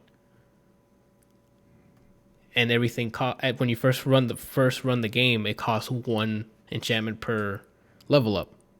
I went ahead and played ahead, and I played all the way to the last difficulty, which is Apocalypse. It unlocks more gear. So playing through the game multiple times, like on the harder difficulty, different loot drops. So now I was able to get enchantments that were labeled powerful. So it costs 2, 4, 6 enchantments to upgrade or equip. And those come in randomly because each slot is the amount of slots come up is random, and what you can pick in those is random. So, yes, there's grinding, but not in a way where it's like Division 2 or Borderlands where you can go to a specific place and kill the same boss until you get what you want. You can get what you want early on in the game, or not early in the game, but like you can get in any mission, it'll drop from any person. It's like that kind of random. Nice. Which is, it has its ups and downs. That way you're like, you don't have to like just run the same fucking mission over and over again, but you literally have no idea when you're going to get the thing you need to make your build. Also, speaking of builds, when I was playing it, like I was able to swap between different types of builds depending on what enchantments I got and which ones played well with the gear that I got, because some gear are infused with some of the enchantments already. Like if you get a unique item, it might already have an enchantment built in, then you get 3 extra ones. That makes sense? Like it's like the red text in Borderlands or Diablo. I think they have something similar to that. Mm-hmm. And it, again, I'm not really good with builds, but I was able to swap different types of, like I went from like a close up like boxing dude to like a glaive that I can get some distance with different builds that, let's say like on hit it drops a poison cloud, or on hit there's a chance for me to hit a second time, so it'd be great from like the build that I had where I had 2 daggers and I quickly doing crazy amounts of damage because I'm attacking so fast, to a slower, like I'm walking around with a double hammer and on each hit like it knocks him back so I can get even more distance, so I can use my bow and arrow that on hit it has a chance to ricochet off people, or a chance to like turn them against the other enemies, or a chance to leave a poison cloud as well, or whatever the case, or blow up on impact, like. Or the harp one that just swarm of bow arrows that I had. Yeah, like they have a lot of properties where it's like, oh snap, I want to hold on to this for a while, and then you hope that you either get the same bow or you get another bow, but that has a chance or that comes up with the option to put that enchantment into it. And that's like the basics. That's the loop. There's not much. Oh, I'm sorry. And then once you find emeralds, which is like the currency, and then you go back to town and you can talk to a blacksmith and or like a trader, and you literally give him like 80 emeralds or whatever the number is, and they just auto generate an item for you. It could be anywhere from a unique, anything. Like it could be a unique that you've been looking for. It is completely like random to my knowledge. So even the thing that you don't have to go grind, you can just have like a bunch of emeralds and go talk to the blacksmith, and he might just make you a unique item. The lighting in this game is beautiful. Visually, it does look like a Minecraft game. It's very smooth, very responsive. The music in this game is actually really good. The main menu music and the town music, awesome. Very chill, but really well like performed. It's awesome. The co-op is really fun. I played. It was me, Brian here, Daniela played I think for a bit. It does get a bit hectic seeing a bunch of like arrows flying, and if we get like swarmed with like a bunch of the zombies and stuff, and it's fun. It's just a very fun, casual time to like go on autopilot and just, oh, I got new gear. Let me put this on. Let me try it. I'm leveling up. You could try harder difficulties, and you can try different builds. Maybe try some synergy between other characters. We kind of just ran in there and just attacked until we got to the end of it. But I'm sure by the time I got to like the last part, like on the hardest difficulty against the last boss, it definitely benefits you to have like builds or maybe have more than one person help, because that by the time I got to the last one soloing it, I was like the salt levels, bro. Like I'm like, damn, I can't. He's just like one shot. Your movement has to be like crazy. You have to like roll at specific times. Like it gets like difficult because not because he's doing something cool. It's just like the damage numbers are just too high. You know. Like it's instead of it being difficult and like them doing something different, he'll swipe at me and there goes the majority of my health. Instead of him like doing something different. Anyway, I don't know. I highly recommend this for a casual like a pickup Diablo run or session. This thing is like you can have kids play this and still have that itch if you're looking for like a looter, like a dungeon crawler. There's DLC planned for it, so I'm probably gonna come back to it. It's one of those. This is one of the games that like it got its hook in me again, because I've been on the looter shooter grind with Division 2 and Borderlands, and then this came in right afterwards. I'm like, more looting, yes. And now I got to the point where I only need one more achievement to 100% it, which is revive my teammate 20 times.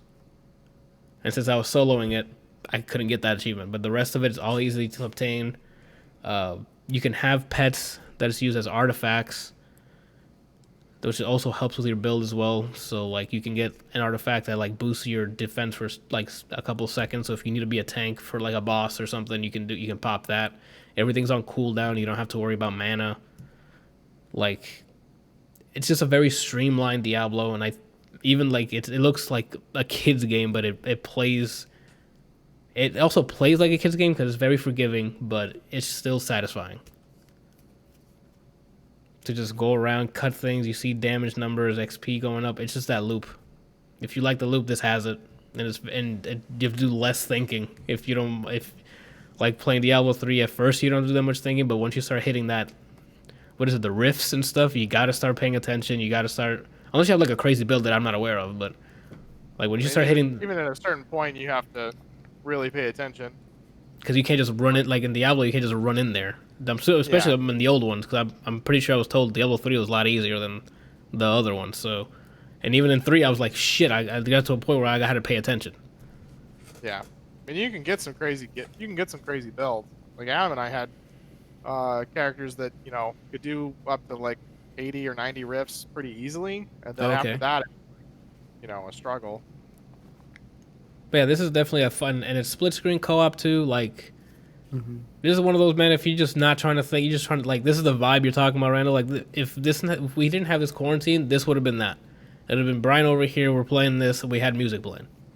Even with the music, I'd forgotten to play music when we were playing the one time on your stream. Even without playing like outside external music, the music in game is really therapeutic. Yeah. I spoke a lot about Brian. If you have any thoughts, I just pretty much vomited out everything.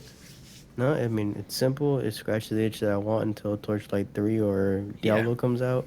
Yep. It's a more you don't have to really think. It's just a therapeutic looter, and it's good for the time being. I don't even like Minecraft, like the aesthetic. I don't like the other game because I think I just don't like sandbox games in general. Like the survival sandbox stuff. Yeah, I think it's just because I need some kind of direction. Yeah. So I think when I'm playing with people, it's better because then they're like, "Oh, let's do this." I'm like, all right.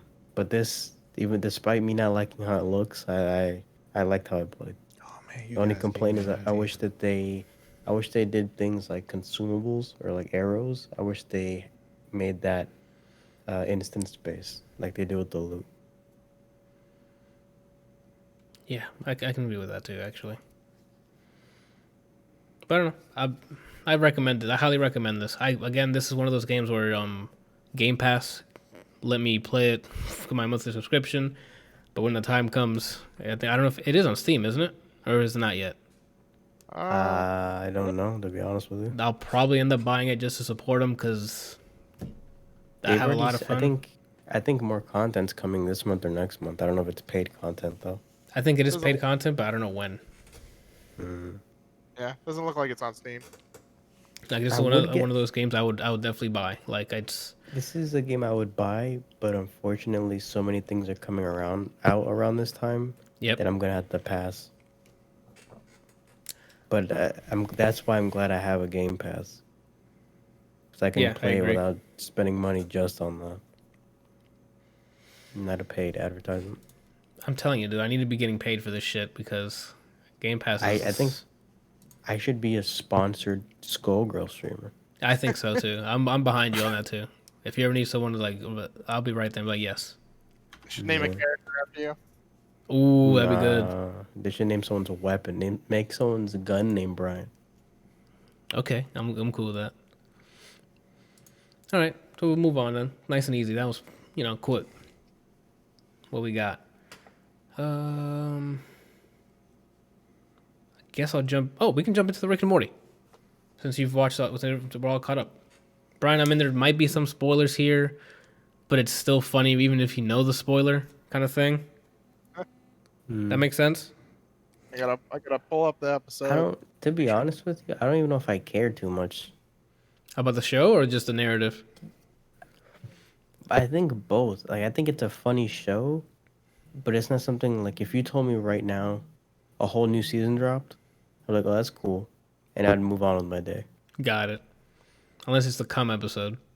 Yeah, unless you tell me specifically, it's that one Morty that was in that one episode with the cop. Like if it's a continuation of that episode, yeah, the evil Morty, or it's something like that. If you tell me it's like that dragon episode, I'll probably stop what I'm doing. Yeah, my God, that was really random and funny. All right, go ahead, Kelsey. You put it on here.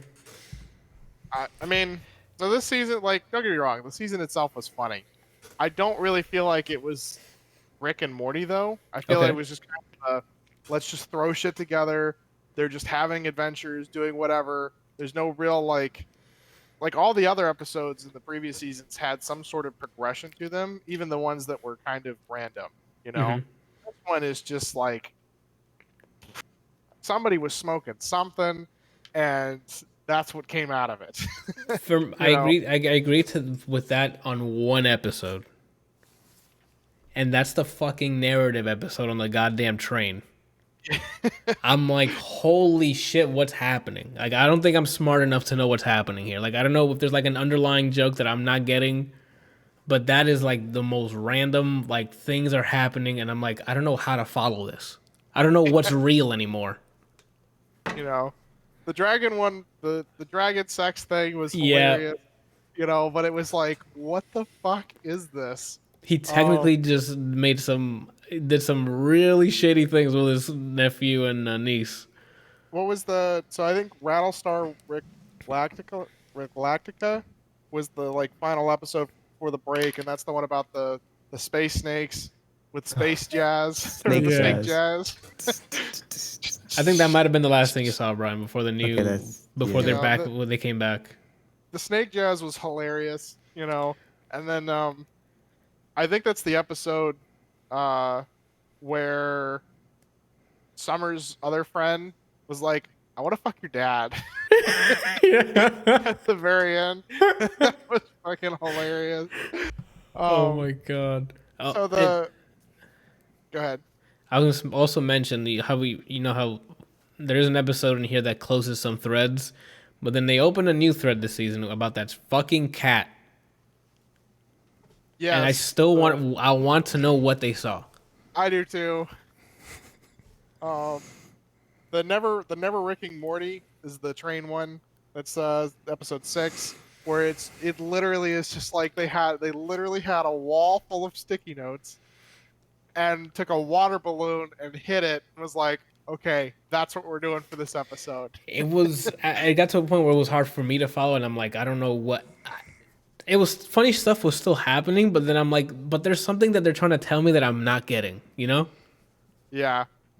Like they always have like some like subliminal like layer of like the storytelling that you're like, oh, this actually we're doing this because it's means something else, and I'm like, I don't know what it is for that episode.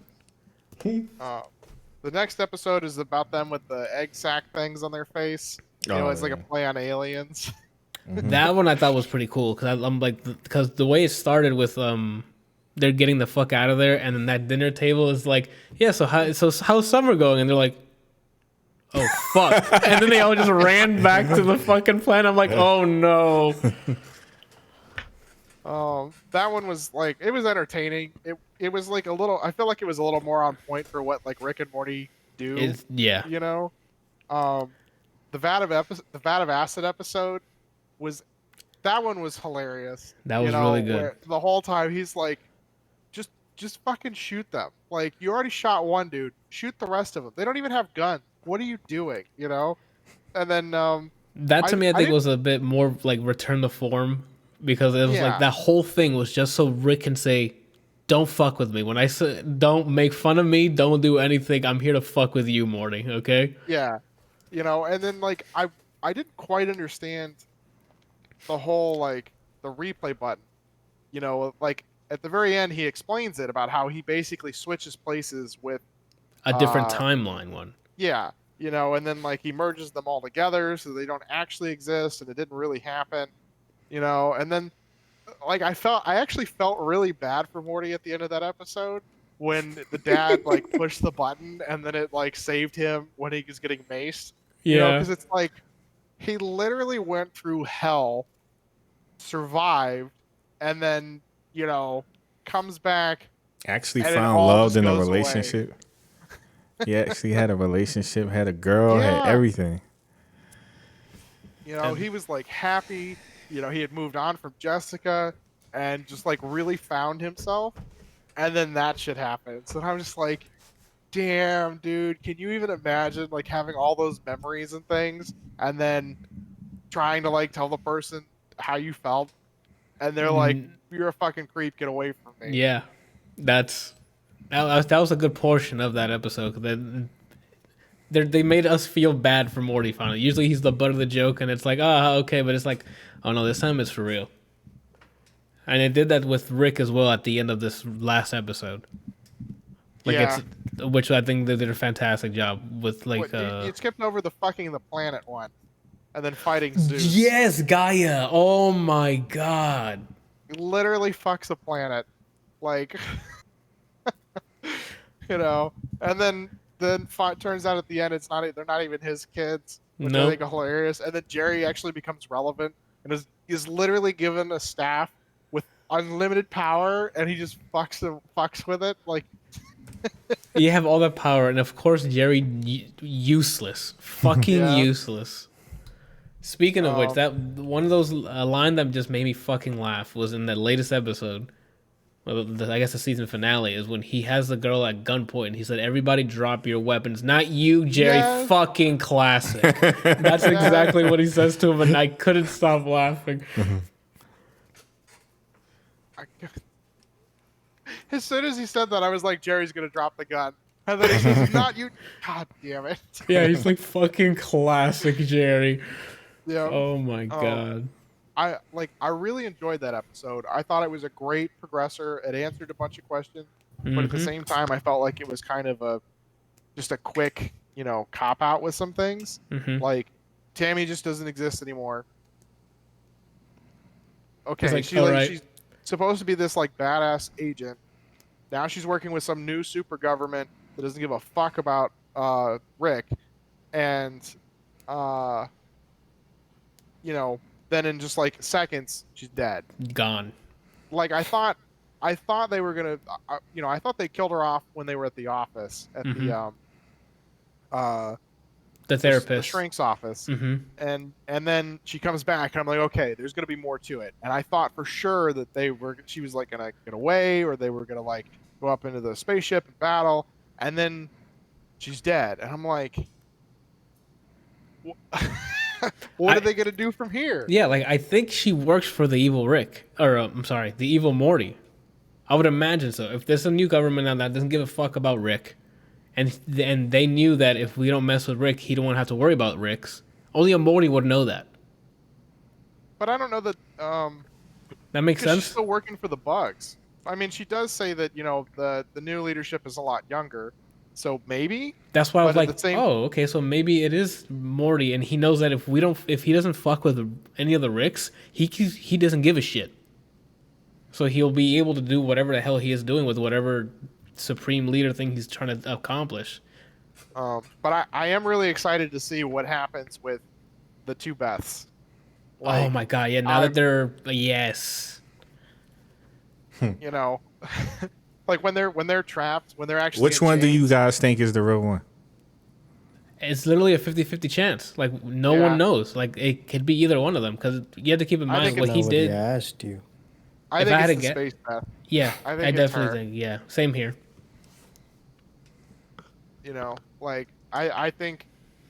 I think there was something that happened with the Beth on Earth that drew her back to Jerry. And don't get me wrong, I think these things could have happened to Space Beth too, but I mean, I feel like kind of like the part of her leaving is because she doesn't want to be in that situation anymore. I think Space Beth is the actual real one. Same. I don't know. I'm on that one. Do you think so as well, or do you think it's the home Beth? Nah, I think it's Space Beth too. Yeah, I like that though, but it was also a cop out of like, oh, let's not. You can say it's a cop out of Rick not knowing, but I think it's great narratively and great for that character. Well, I think it's totally Rick. I think I mean, he even says he's like, wow, I'm a piece of shit father at the very end. Like, and it totally sounds like him. Like that ending was fantastic. It wasn't It wasn't leading to a punchline. It was, this is what this character is, and then just fades to black. And there's I liked it. It was all fun and games, and then until when reality hits. But at the same time, I feel like it's still. I feel like he couldn't actually choose. Like he wanted what's best for his daughter, and so he didn't want to believe that either one of them was a clone, and that's kind of why he did what he did. And so both of them to him are his real daughter. Yeah. And so now he doesn't have to choose. He has a cool space Beth and the stay-at-home Beth. It's a constant disappointment because she's back with Jerry. Yep, because fucking Jerry, dude. What did the voice say in the driveway? Loser. Yeah. Jerry. What? Hello? Oh my god, yeah, that show was.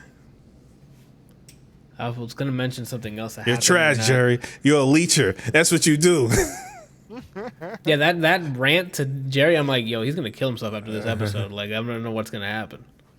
Oh, the part that made me laugh, you mentioned the therapist part when he's like, I always have an exit, and his exit was burning her alive. Was his fucking exit? Oh man. I was also really excited to see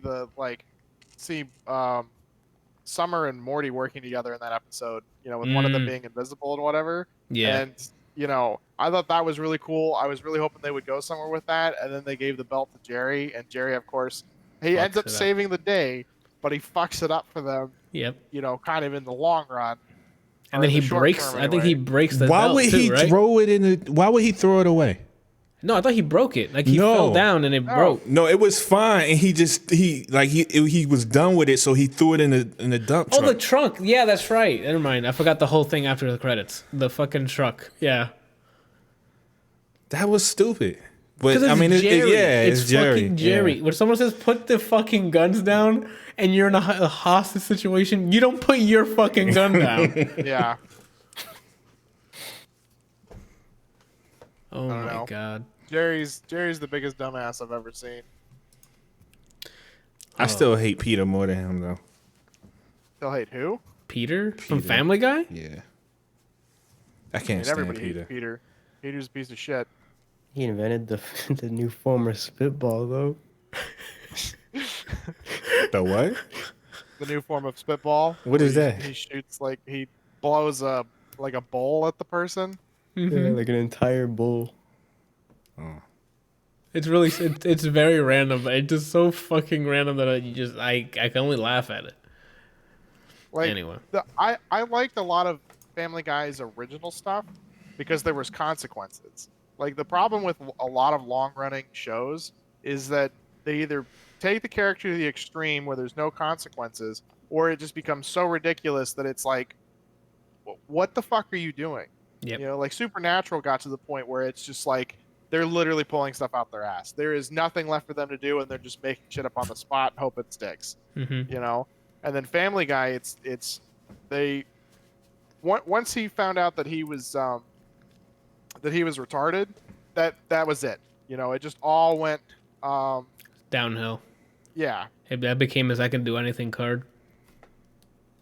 Who, Peter? Mm-hmm.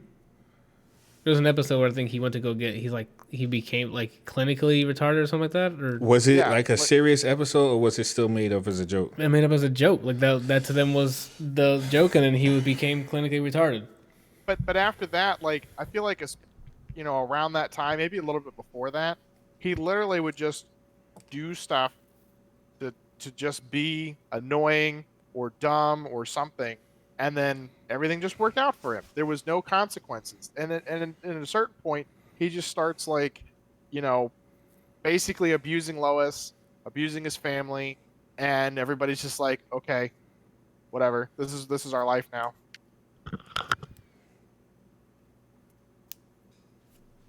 He's getting the dog. He's No, getting the okay. dog. I'm like, what's happening? I'm like, is something feel bad it. happening? Remus is whining at the door. The door is open that he can come in. He just doesn't realize that he can push it. Oh, Help okay. him. Mic him up. No, we can move on because we're already at almost a 3-hour mark here. What can we fit in here?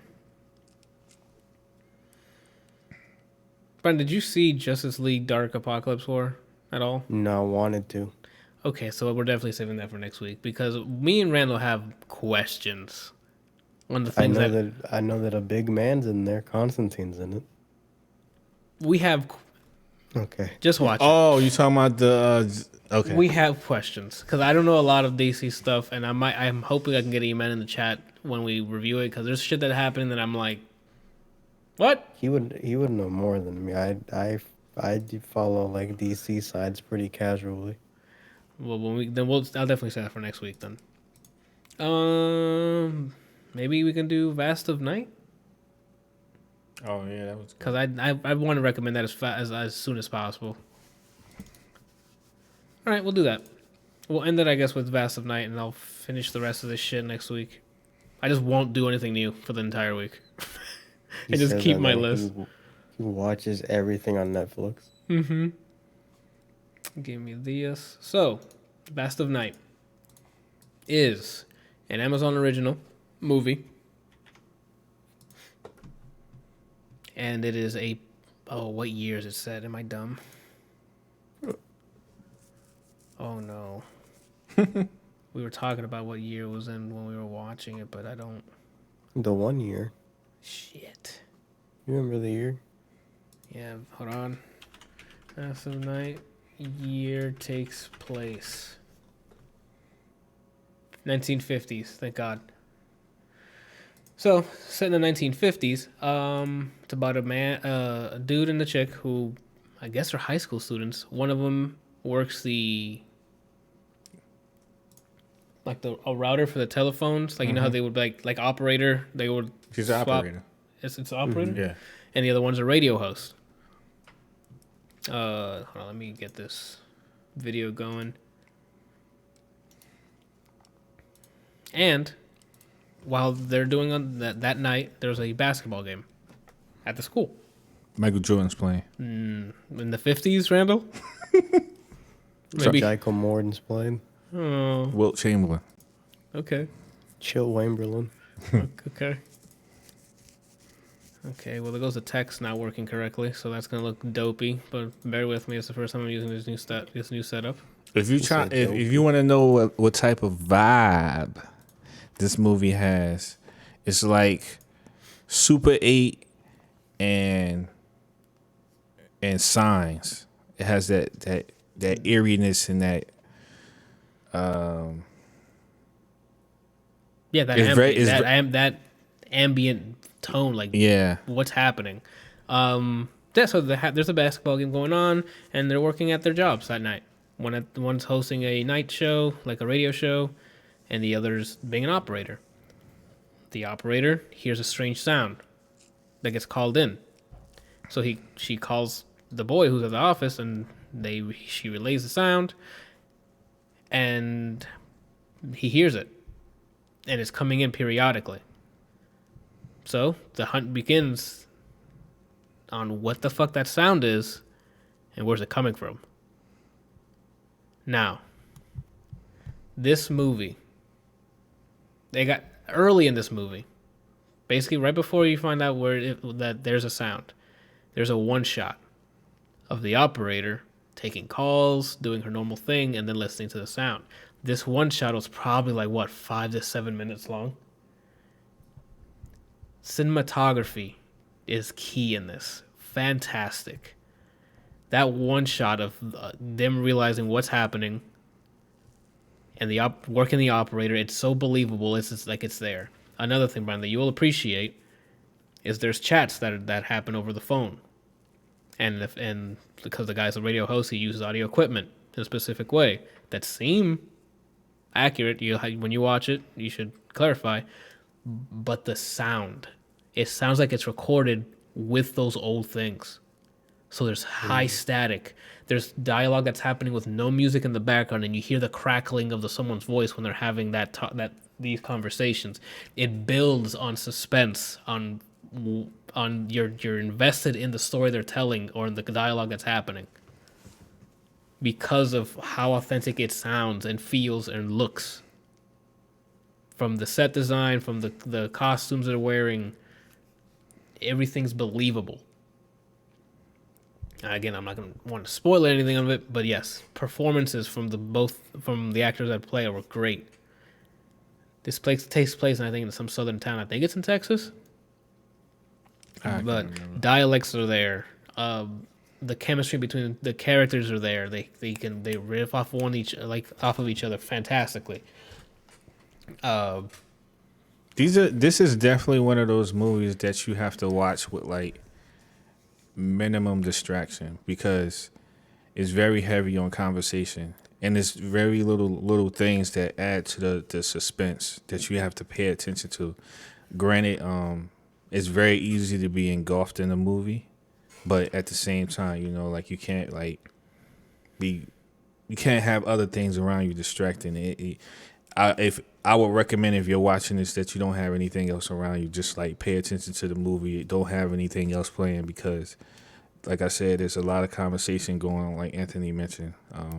But there's other little things that they put in there that adds to the movie that builds the suspense. And I can't speak for everyone, but man, I was hanging on every single conversation that happened in that entire movie, from the beginning of the movie to the end. Every conversation, I was just glued to every single word. And again, I'm going back to sound because this is one of those where I believe the sound is what added a lot to the feeling. Like if you have a really good system, it's okay to crank it up. It's not like loud explosions or shit, but it's just the intimacy of the conversations that are happening. You feel claustrophobic because you're trying to listen to everything. Like That's a good word. Yeah, intimate. Intimate is a very good word to describe this movie. yeah, all of it is. It was a great time. Like I have my gripes with the ending of this movie, but this ride, that ride to the end I loved it. When it comes to the cinematography, getting a lay of the land, the like where everyone's located at what point, like everything is believable. Everything feels grounded. It feels like everything's believable. Everything feels authentic. Like this is something I'd like. I saw a trailer while I was scrolling on Instagram that this was coming out, and then I'm like, oh, now that we're not doing anything, let me go ahead and watch it because we got it. So, and man, thank God, because man, if I would have skipped this and didn't watch it till next year, and like for some reason it doesn't make my top 10, I don't know if this is gonna make my top 10, but this is like, I really enjoyed the ride to the end of this movie. Then the end, that's where I'm like, okay. But yeah, Vast of Night, great acting, fucking cinematography is great, performances are great. The build up is just, I don't know, I loved it. So yeah, Vast of Night. I recommend. Oh man. I hope they put that out on like digital platforms so I can buy it. Because usually most of the Amazon stuff I can't buy. Like I'm not even. I wanted to buy Marvelous Mrs. Maisel, but they don't sell that. You can only watch it if you're subscribed. What the heck? Yeah. It's stupid. Yeah, but I mean, it keeps people subscribed to their platform, so there's a constant income. And I think that's it. We'll stop there. I think, unless Brian, unless you can knock out Hunter x Hunter and ReZero right now. I can if I have to. You don't have to. That's something we have we have material for next week. I mean, I guess we can wait because I don't know if I'm even going to do too many things besides just play Skullgirls. Yeah. So I mean, How is that coming? I'm surprised. You ever? I guess I could ask Randall this, or maybe Anthony too. You remember when you used to play like whatever game, let's say Tekken for Randall or an Anthony TF2, and you play a certain character or class, and that's your main. And when you're playing at that time, like at your peak, it's just like a you glove are that and it fits character. perfect. Yeah. Spy. And then you take a break from it, and you come back, and that's no longer your best character. Spy. I started with Spy. I was ridiculous. I came back. I became a soldier main. Peacock has been my main since I played the game for the first time. The big break-in suit, I came back, that character just feels... It's foreign? like me trying to wear like a size 21 boot. Well, I'm just like, how the hell do I walk in this? Is it because execution, or is it because you just don't like to play that type of keep away anymore? It's not that I don't like playing like that. It just doesn't... It feels foreign to me. Like, just her specifically, playing her specifically. okay. It doesn't mesh the same anymore. Did they change the character? No. That's weird. It just for whatever reason, it just does not fit. But Jokingly, when I found out Randall was playing Skullgirls on his $200 PC, I was like, fucking $200. yeah. On his $200 PC, I'm like, are you using everyone's main or what?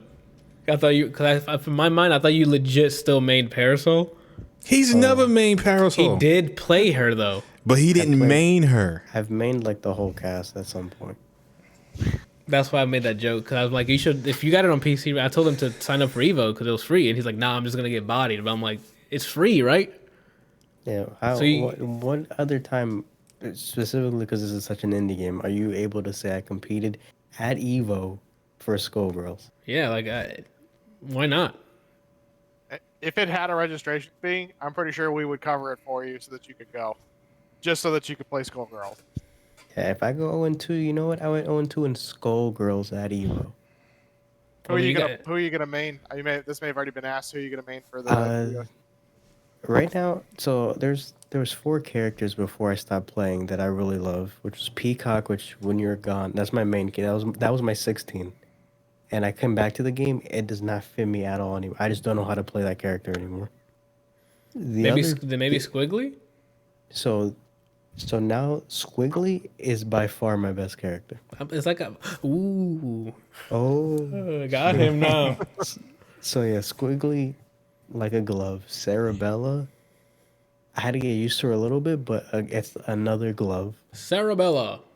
So now I have to figure out if after I realized Peacock was not fitting me, I was in a lobby with a bunch of people to sign up for Evo, and we were just running sets. Mm-hmm. Those 2 for sure fit me. I'm trying to figure out if I want to keep playing just them 2. So you can pick either 1 character or 2 character or 3 characters. No other game. Bitches. Even in the registration, you're allowed to go in as one. You can Yeah, you can it's you can do balanced. it. Okay, cool. I don't know if they're like nitpicking or anything because the game does balance it. So I don't. That's cool. So I was thinking if I should just play with those 2, Sarabella, Squiggly. Valentine. Or Yes, that's it your is. man. That's my. We were talking about it yesterday. I'm like, I forgot the name of my main. To show how balanced it is, I think at last Combo Breaker, somebody got to grand finals only Valentine. One like solo Valentine. Did I pick top tier again? I don't remember. She used to be. I don't think she's I'm considered. too good, top tier Randall. anymore. Just don't pick anyone until I get my hands on the game. And Yeah, I don't know if I'm gonna. I don't know if I'm gonna stick to just them 2 and then get more comfortable with the game and add a third, or if I do add a third, it's between Robo Fortune or Peacock. But it was disheartening how bad my Peacock was. It's like if Anthony.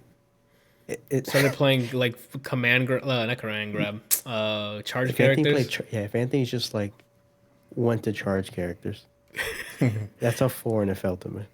I can't, man. That's the only thing that kept me away from a bunch of characters. Is fucking charges. The only thing that's ever happened to me, like when I take a break from fighting games, is like you mentioned earlier, like when you leave, you're at that peak. Is that for me when I'm at that peak, everything I do is like mindless. It's all pure like natural reaction, so I don't have to think muscle about memory. inputs and yeah. But then when you come back, or at least for me when I come back, I have to think about how to do moves, and my execution right now is complete trash. So it's not muscle memory anymore. So you have to like That's- relearn it. Yeah. That's the other thing too, because the games I've been playing or been putting most of my time in, Dragon Ball and Grand Blue. Similarity, those are 4-button games. Skullgirl's a 6-button game on top of the assist button, so there's 8 buttons. So my hands are like, what the fuck is this extra button? Buttons. Yeah. But I'm enjoying it. I'm questioning a lot about myself now with it. Like, who do I actually main? Was I ever a Peacock main? You know? I said Squiggly, but near the end of our playing Skullgirl's career locally, that's what you last played was Squiggly. Yeah. Because you were hitting me with the fucking caskets every time. So They'll run into this? yeah, run into this, and then you would hit us with the casket. So I'm like, that's the last thing I remember you playing. I would Yeah, imagine but that would be the it's- the freshest. And then Parasol, but I don't know why. In my mind, you all mained Parasol because it's the We running do. gag. All of us. Kind of like how you main Joker. Yeah, all right. Yeah, yes, Kelsey. That's- Exactly how he made That's Joker. not the same because it's exactly the same. Randall, I have yet to literally select the character. Brian you and made yet? Johan actually put time into Parasol. I don't think they did. I don't know that they've ever played. I've never Oh seen them play my it. God, Kelsey, I'm gonna I mean, backflip he's not- into he's your not wrong, suplex. technically. What the hell was I saying? It's weird that a zoning character feels weird to me, but a character who does stance cancels, and has very limited movement, I'm like, no, this is like a glove. And Cerebella's a grappler, so So it is That's Cerebella. weird. I thought it was Cerebella. I forgot her name too. It's the one with the hat with the big muscle with the like the big old muscles. I'm like, yeah, that hat is lit. yeah. And she takes off the hat and whoop, spins it. God, that game has so much charm, dude. So much charm, so much good music, so much room for creativity, because it's not like, oh, touch of death. It teaches you have to reset. But we're done. I can't keep. Yeah, we have to can't. move. One more Yeah, we have once. We're moving to- on. yeah, we have to move They on. added so much to that game since the last time I played it. That thoroughly surprised when I was going through the. You're getting Brian started. You're getting Brian started. They also You updated bought the the- UI too. I saw that they updated the They UI. added. I don't know. I can't remember because again, it was such a long time ago since I last played it. But they even added the one thing that I complained the most about with DBZ is that they didn't have, and that's push block, and they have push block in They've always had it. Skullgirls. They've always had it. I just said it's been a long time, and I don't remember if they did or not. But I'm just mentioning that they have push block. I just said. If you play Big Band, you can parry like third strikes. You can tap forward and he pulls out a hi-hat and you parry. That's cool. Yeah, you can also play Guile's theme. Oh yeah, I've seen that. That's Yeah. pretty. Yeah, people There's are. a whole tab in the Skullgirls Discord for just songs you can play with Big Band. That's good stuff. We're getting into it There's again. also hold on, one last thing. Since you Okay. bought the second encore upgrade, you also have combo trials for the characters. So you can try different characters. So you don't have to No, I'm share good. the main anymore. I'm good. Okay. I'm good. I know from a long Yeah, time we're- ago who we're my good. main was. But there's Yeah, new we're good. characters you can I try. don't give a flying potato chip. I tried the guy that I my the only guy that I can Beowulf. probably Beowulf. Brian Levy probably The one with he the got freaking folding chair on his Yeah, back. I played him. I like him. Yeah. He plays cool, dude. And he's kind of a grappler, so that's why I liked it. Put the He's money like on a the brawl. table. So which version of Joker is it, Randall? Yo, I am going to backflip him. I have yet. I'm going to now. Next time Brian brings his fucking sword, I'm just gonna pick him so I can just play him, and now I can say yes, I main him. No, what you should have done is you should have not said anything, and you should have been in a lab with him, like getting really good. And then the next time you play him, make it seem like it's an accident that you pick Joker, and he doesn't expect anything, and you just body him. Oh, like I hit random, and hopefully it picks, Yeah. picks Joker. After Mount Your Friends, I know that Anthony is just a liar and he mains these names. No, I can't do Buy this. Skullgirls. Okay, we got to move on. We're back into it again. So yeah, we'll save. We have a bunch of stuff we still need to review, but we're 3 hours in because we had other topics to discuss at the top of the podcast here. So, and I'm not gonna make a 4-hour podcast. So I'm gonna save this. What's up? Did we get into the permanent? Like I know that we talked a little bit about him, Tekken 7 permanently leaving PSN to play on PC, but we never get like a actual definition as to why. Is it just because of the graphics and things? He said More he got matches. he got consistent matches. Like he said he was waiting so long in PSN, but I guess Okay. there's more players in PC nearby that he was able to get a bunch of matches real quick. I got you. And then also because of the graphics. Let's be honest, right? Yeah. On his shitty computer. Yeah. God forbid you use that Pentium 2, my dude. Like, you know, He spent all his money on his Bugatti. He forgot he had to make a computer. I'm telling you, you don't need to make that other computer I gave you, or I mean the list. I didn't give you don't. another computer. You don't. And worst case scenario, Randall, just buy the game, run it on that computer, and if you're not satisfied, then upgrade. You should pull up something that you can benchmark, like Yeah. on all high settings or whatever. Benchmark it on yours, then benchmark it on Anthony's, and then you know, just look at the difference. I'm pretty sure yours is going to out benchmark Anthony. By a lot, because I'm running a like 8 years, generations old CPU, and I'm like 1 generation behind in GPU. I'm like, here's what we'll do, Randall. I'll see if I can get a copy of Metro Exodus, and we'll run that on your computer. Remember the game you saw me play with the Russians on the train? Yeah. That game is graphically The girl, intensive. the wife didn't die, right? No. Okay. And you could just log into your Steam account. Yeah, that's what I'm saying. Download it I'm on just his. gonna install it on him, and not on him. Install it for him. Why not just install Witcher 3 Oh, and here we run it go. on Max? I'm not Well, that's going to an- play it. That's an older, You know what? like that's not gonna put. Back in the day, that would have pushed a lot of GPUs. Now that runs like butter now on modern day GPUs. Hey, fuck you. I'm just saying. But yeah, okay, we'll leave it at that. Just get another hard drive, Randall. That's it. You'll be fine. Told you. You'll just, SSD? yeah, do not get an old. No, don't. No. It's minimum now is SSD. Do not get a hard drive unless it's like you're storing video, like it's like for a Plex server or something. Oh snap! What? You ordered a hard drive? No, so I installed it on one of my hard drives, the ones that's supposed to be for storage. Uh huh. You remember the ones I got? Yeah. I put the game on one of those. You'll be fine. There's just those. I mean, again, you'll be fine. But if And you're they're not buying a new one, SSDs. I understand that. But if you're buying a new storage device, SSD. You had that laying around. That's not bad. You're using it. But don't spend money on game storage when it being a hard drive. There's no need. You wanted everything to load as fast as possible. But if you're like saving videos and stuff like a Plex server, that's different. You can store that on an HDD on a hard drive. Because you're not gonna Having have like that stuff on all that stuff on my computer is not gonna like degrade it. oh my god, Ryan. Everything degrades.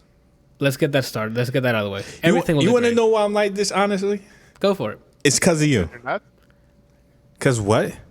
Well, no, I want to hear Kelsey's. no. I want to hear what Kelsey said. Yeah, what did he say? I didn't say anything. I said, "Gosh, you're pretty." Oh damn it! I'm gonna have to check the tapes. What did he say, Bryant? We'll just check the tapes. Brian's He like- said, "Yeah." Brian's talking. He's thinking Skullgirls right now. All he hears is the song. Yeah, because of you. Because I've seen you go through two things Divorce. dying on you, or maybe three. What died It on has me? nothing to do with like how it's used. Yeah, like what do you talk? What died on me? I know you lost a hard drive at one point. That was on my Plex server. Those are. I mean, I've lost hard drives on my Plex server. That's. And because- didn't something die in one of these computers? I remember because you was here and you had it open. my capture card. I was using a Black Magic capture card, and that died on me because I think driver issues, and they're not supporting it anymore. So I don't know if it's actually dead or if they don't have software drivers to support it on this version of Windows 10. Everything else, like everything will degrade. Like my fan at this point on my GPU, I need to like realign it. But I every know time 'cause everything it keeps- degrades, but I'm just saying, doesn't it degrade faster? Not really. I mean, No. granted, You're not yeah, like playing with the voltages and things. It doesn't matter. Like everything has a set time, regardless of how much it's really used. Like it's just use it.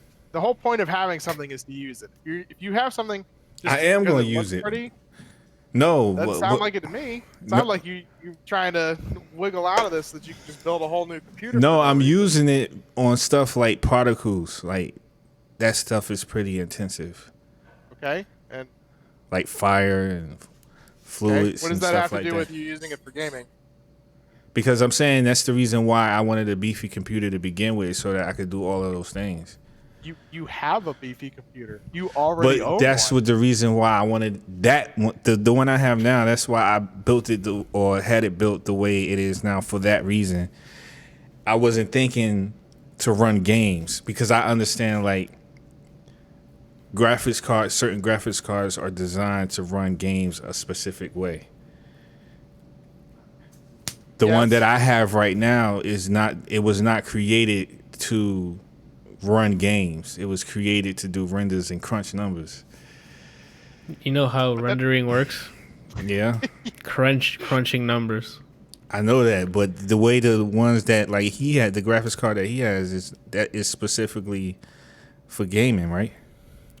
Think about it And this way, graphics Randall. cards in general, like the only difference between an average graphics card and your graphics card is that yours is more built towards building renders and things.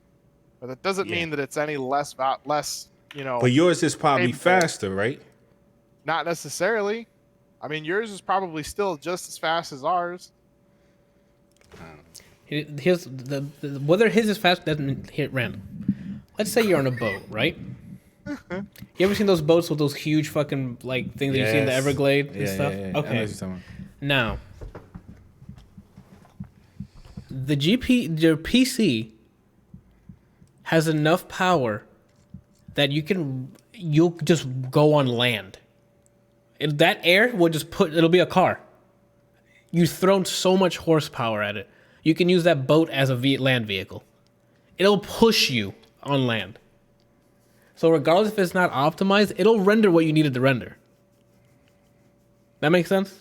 You have so much power. I'm not over doubting it. its capabilities, but what I'm doubting, I guess, is the speed at which it does it, which not can gonna- you're can not gonna notice ultimately the difference. take a hit on gaming performance, right? Again, It Randall. won't. Again, Randall. Here, you're not listening to what I'm telling you.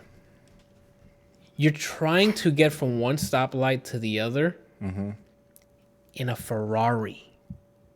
You're gonna make it there pretty quickly, Randall, regardless of what's in front of you. Even if you hit like a bump and your car starts barrel rolling in midair, your car will finish to get to that line pretty quickly because it's fast. Think about it this way, Randall. If you have an ant infestation, do you call people like a Terminex or do you call John Wick? Wouldn't John Wick be fucking overkill? Yeah. Your PC's John Wick. You're giving it, hey, I want you to run this game. Can you handle it? And he opens his armoire of fucking every weapon you can think of. Yeah, which one? How do you want me to kill it? You'll be fine. You just need a storage. So if you want to just like separate everything, and you want your art files in one, like physical like storage, then get a different storage device and just store your games there. That's it. If you want to go further, I don't recommend this. You can get a USB 3 SSD external, And that's so you another- can just unplug it and I have not one have of to those worry already, about it. and then another thing that I was thinking about, you guys have been raving about how AMD processors are way better for Here gaming. we go. But you I have- have two. Randall, my mic is gonna explode. You have two CPUs, Randall. Okay, Technically, and I think Intel still holds the market for gaming, because like most games you are run on a single core, which I think Intel still outshines AMD, but AMD is like right there with them at this point. No, the games still I haven't- run multi-core. The problem is that the single-core instructions per cycle are a bit better on Intel still, so they can do Yeah. still more do more things, or do things faster a bit. Single-core. That was me revving up my car. Pretty good. You have two CPUs, Randall. Not but one. that doesn't necessarily mean that the game is going to use both of them. They're not. There's Because no after- game that scales to 32 cores. That's why I was telling you, you game- can run the game probably multiple times. The game doesn't, it just uses whatever it needs to use. It's not like, oh, we're going to use that core over this one. I mean, if it can use more cores, it's going to. That's the way computers work. It just grabs whatever it can. Here's what's going to happen, Randall. You're going to run Cyberpunk, right? Here's the main EXE, right? Cyberpunk. And now it's going to go multi-core because it's starting up the game. A thread's going to come out, so now you have two instructions happening. Maybe input, maybe UI, maybe it's the rendering thread. Whatever it is. Another one for audio. Any requests that are coming out of those threads is asked to Windows. Windows is now in charge to allocate cycles on whatever CPU is available or whatever core is available. You have 32 physical ones, not fake ones. Imagine 30. Randall, I need you now. Stick I want with you me. to understand that my computer only has 8 physical cores, okay? And then 16 with the whatever they're threading. With the thing is hyper gonna threading be. thing. Yeah. So, this is the equivalent of us saying, damn, we need to go grocery shopping, right? So we all go. Kelsey brings 8 people to BJ's. You're bringing 32 people to BJ's.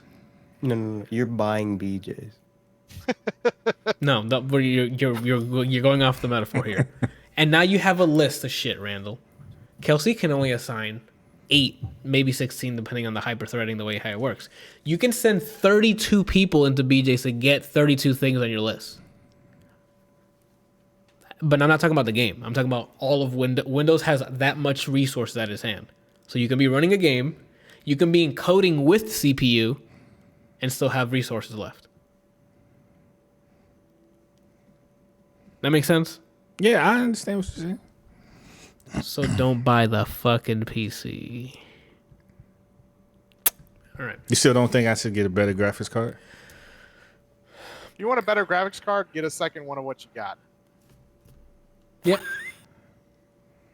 You'll be fine. If I'm not mistaken, there's a lot of people who roll their own like remote PC and it's running a P400. And it encodes whatever's on screen and they have their own little like homemade cloud system and that's what they're using. And that renders the game and encodes it and it sends it through their house to the house. If I'm not mistaken. What graphics card did you say you have? I think it's P4000. Quadro. Quattro. Okay. No, I just want to look up. They have a bench. I'm sure they have a benchmark. It has 8 gigs of RAM. See. Anyway, Cobra says Intel is still fastest for gaming. Yes, if money isn't a problem, absolutely. That's why I thought y'all said AMD was winning. For the price, you cannot beat AMD at the moment. Yeah. Because they come close to Intel, and that close that there are, the price difference is stupid. Oh. So there's no point in getting Intels when you can get really close performance for a lot less. It's value. I thought you guys were saying like AMD were like miles ahead of Intel as far as performance. I mean, if they you're are talking for about price. Performance for price, yeah. And that's what we need to be excelling at. Intel just has for years just been, we'll just charge them whatever. We've been performing the best by a lot. AMD has caught up now, so now they can't charge whatever because AMD is charging a lot less. And that price per performance that's where you got to go when you're making stuff like this. Because don't waste hundreds of dollars on the CPU that's marginally better. That's a waste of money. When you can use that money for either more RAM or a better GPU. Since most games are getting, or a second Bugatti.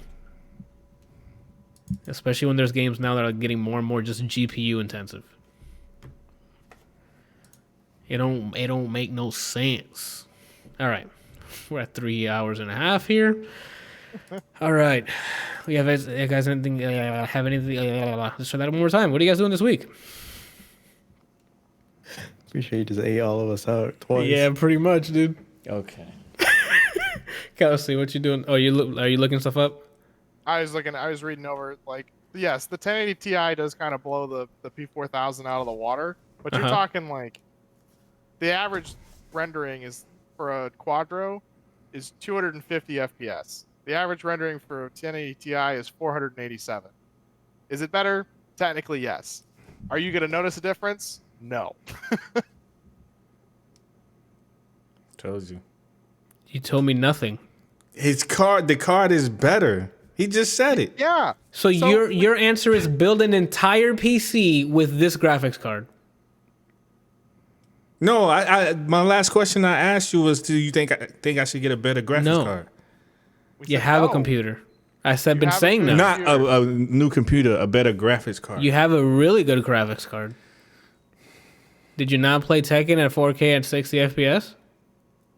I cannot confirm or deny if it was 60, but it was. I can confirm that right after this podcast if you want. Oh, that's not necessary. Why not? And if you can play with an average of 60 FPS, your computer's fine. That monitor you have in there maxes out at 60 FPS. I'm sorry, 60 hertz refresh rate. Yeah. So yeah, you can get 120 if you want. You only see in 60. Yeah. You'll feel a difference at 120. Because the game will be more responsive. You only see in 60.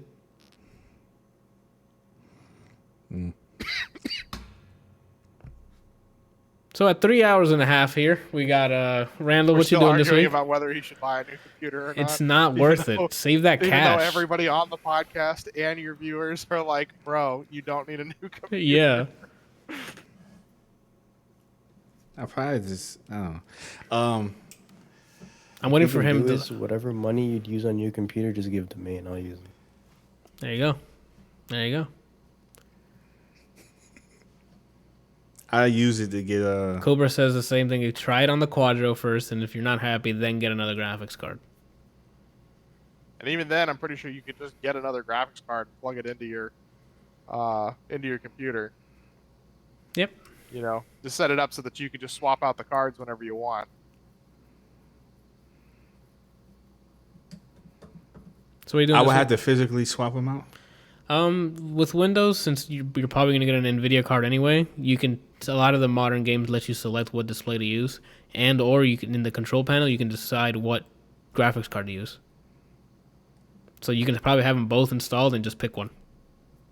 It's software wise. Again, this is hypothetical. I've never had 2 NVIDIA cards in one box, so but I've seen the settings. I think it really depends on if they mesh, because like it may be different. It may be slightly different for that setup, but like when I had the 760 or whatever, and then like a 970 or something, it wouldn't recognize both cards because they weren't close enough to see them together, and so it always just chose the primary, which is the 970. But that's in regards of making it SLI. But if he's just using one as his primary, he should be able to just pick which one to use. So that wasn't for SLI. That was for like one to render like PhysX stuff. Oh, that's Didn't even weird. see the 760. That sucks. Then maybe that you might have to physically swap them,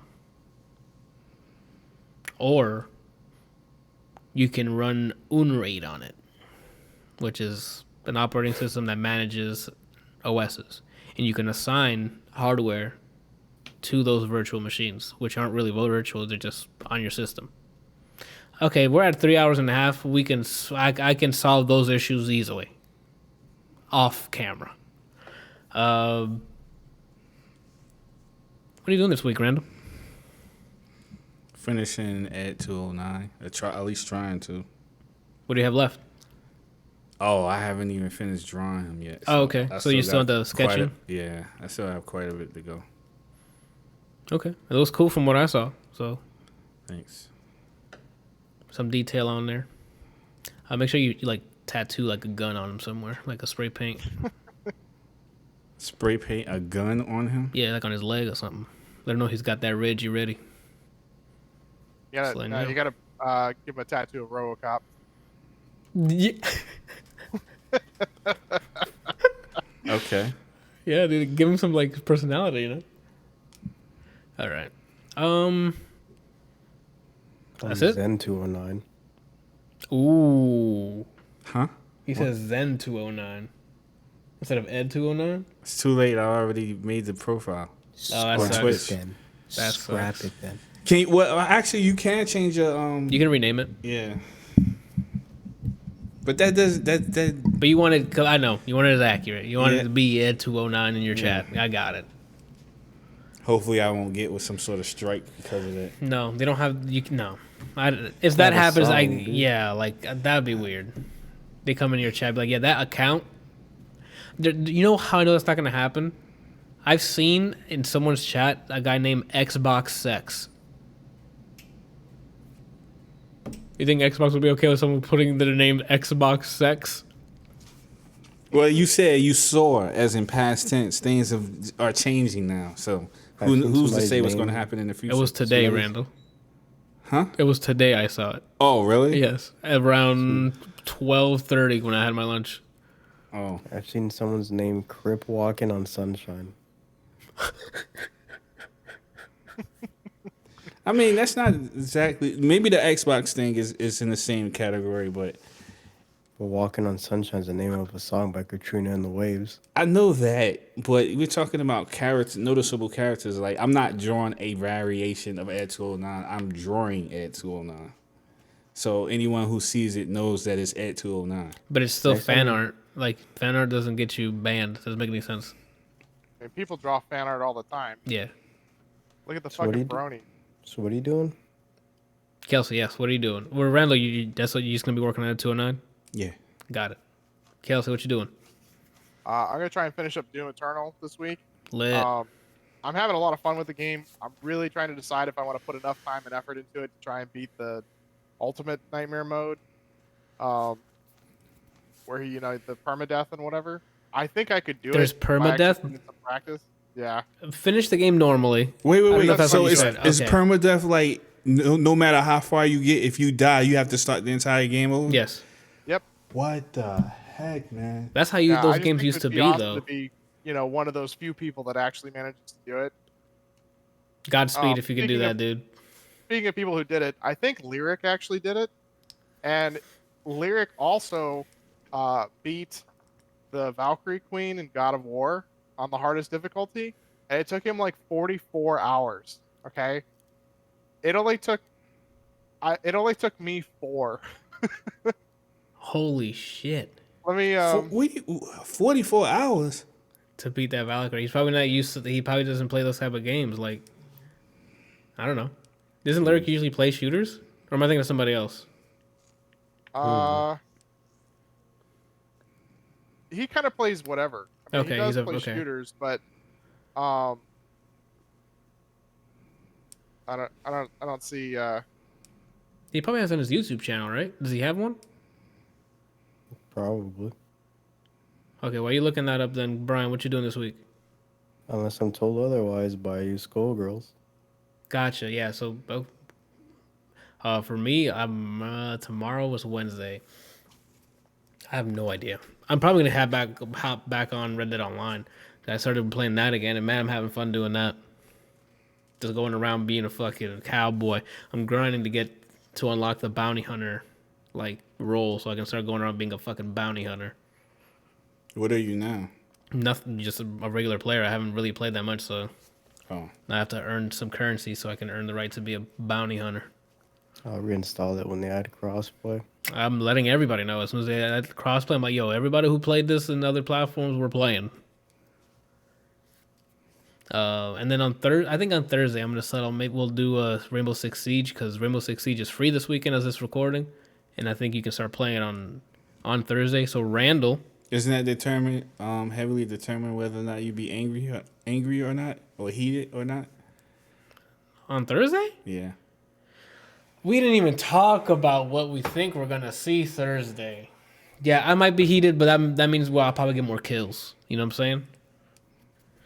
Sorry, it was 25 hours, or 25 or more. It doesn't say the actual number. Sorry. Yeah. 25 hours to beat the Valkyrie Queen. It only took me like 4. Gotcha.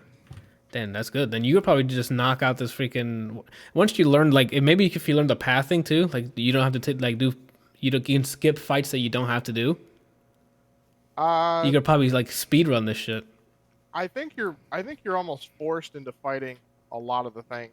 Oh. I don't know that you can necessarily skip stuff, but I've been taking like mental notes on like how to do certain things, like because there's been certain areas where I'm like, this is fucking bullshit. There's like this purple tar shit that you get into, and you can't move, you can't like, I mean you can walk, but you can't like dash or jump or do anything like evasive, and then they immediately spawn this fucker that just jumps at you and starts slamming the shit out of you and kills you almost instantly. And it's like, what are you supposed to do with that? And so I've been like thinking of ways of how I could, counter that, like with the freeze grenade or something. Learning the matchup. Look at you. There's stuff just- like that, dude. Like for me, the best part of that, like learning the matchup stuff, if it works properly. I guess we'll get to Doom Eternal next week when you finish it. But the Marauder, dude, if you don't have like the weird problems that Kelsey had with it, that's a fighting game right there.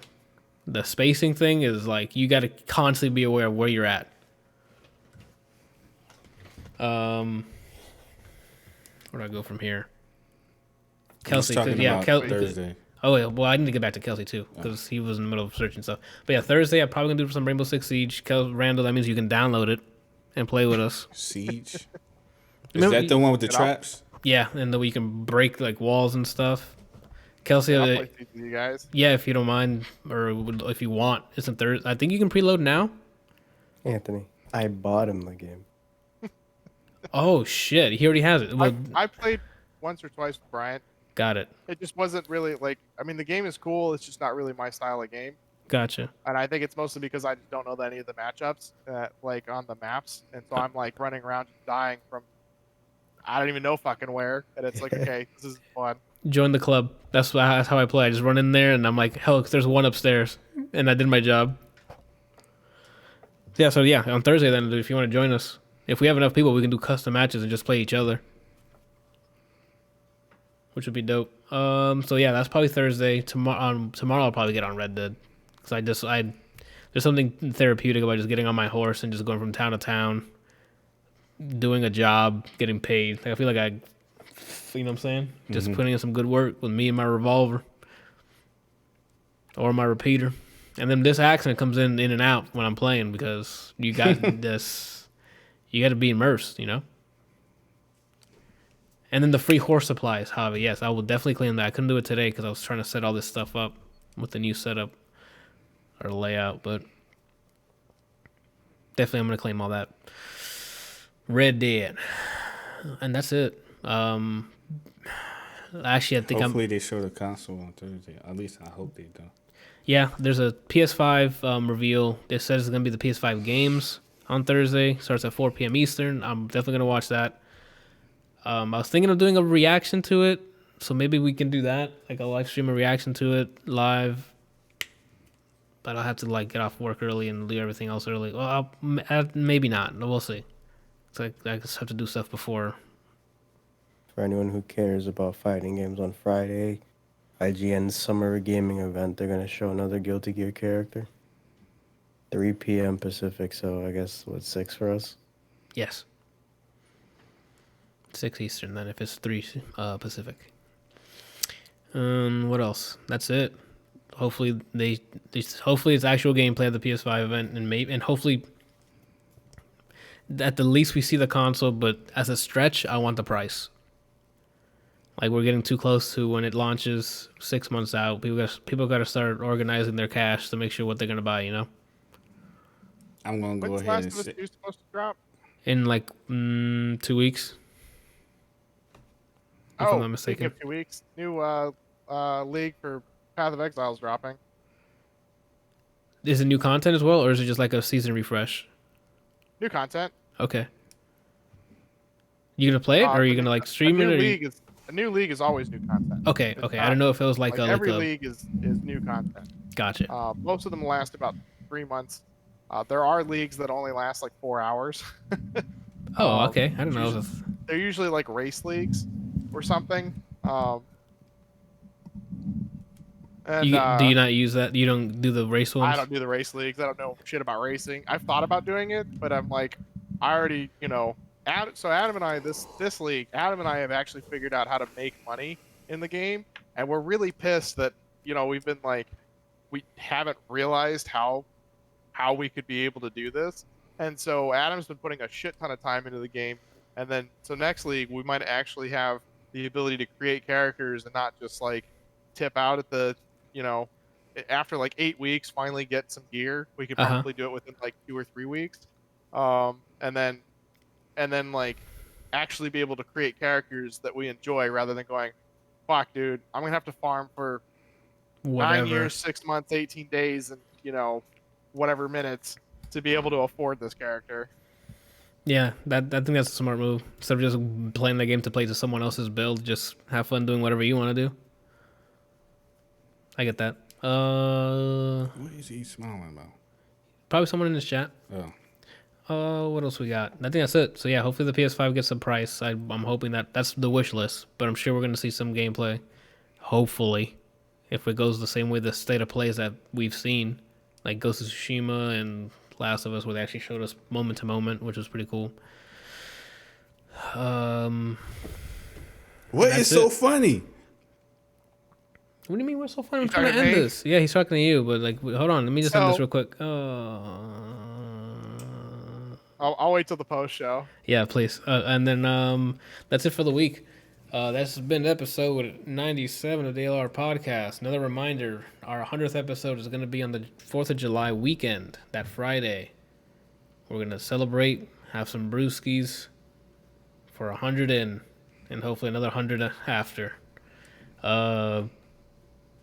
Yep. We'll be there. Javi says release Horizon Zero Dawn on PC already. That's in the works. Yeah, I think it is in the works. Pretty sure it's coming to PC. It's rumored that Persona 4 is coming to Steam. You mean 5? No, I said 4.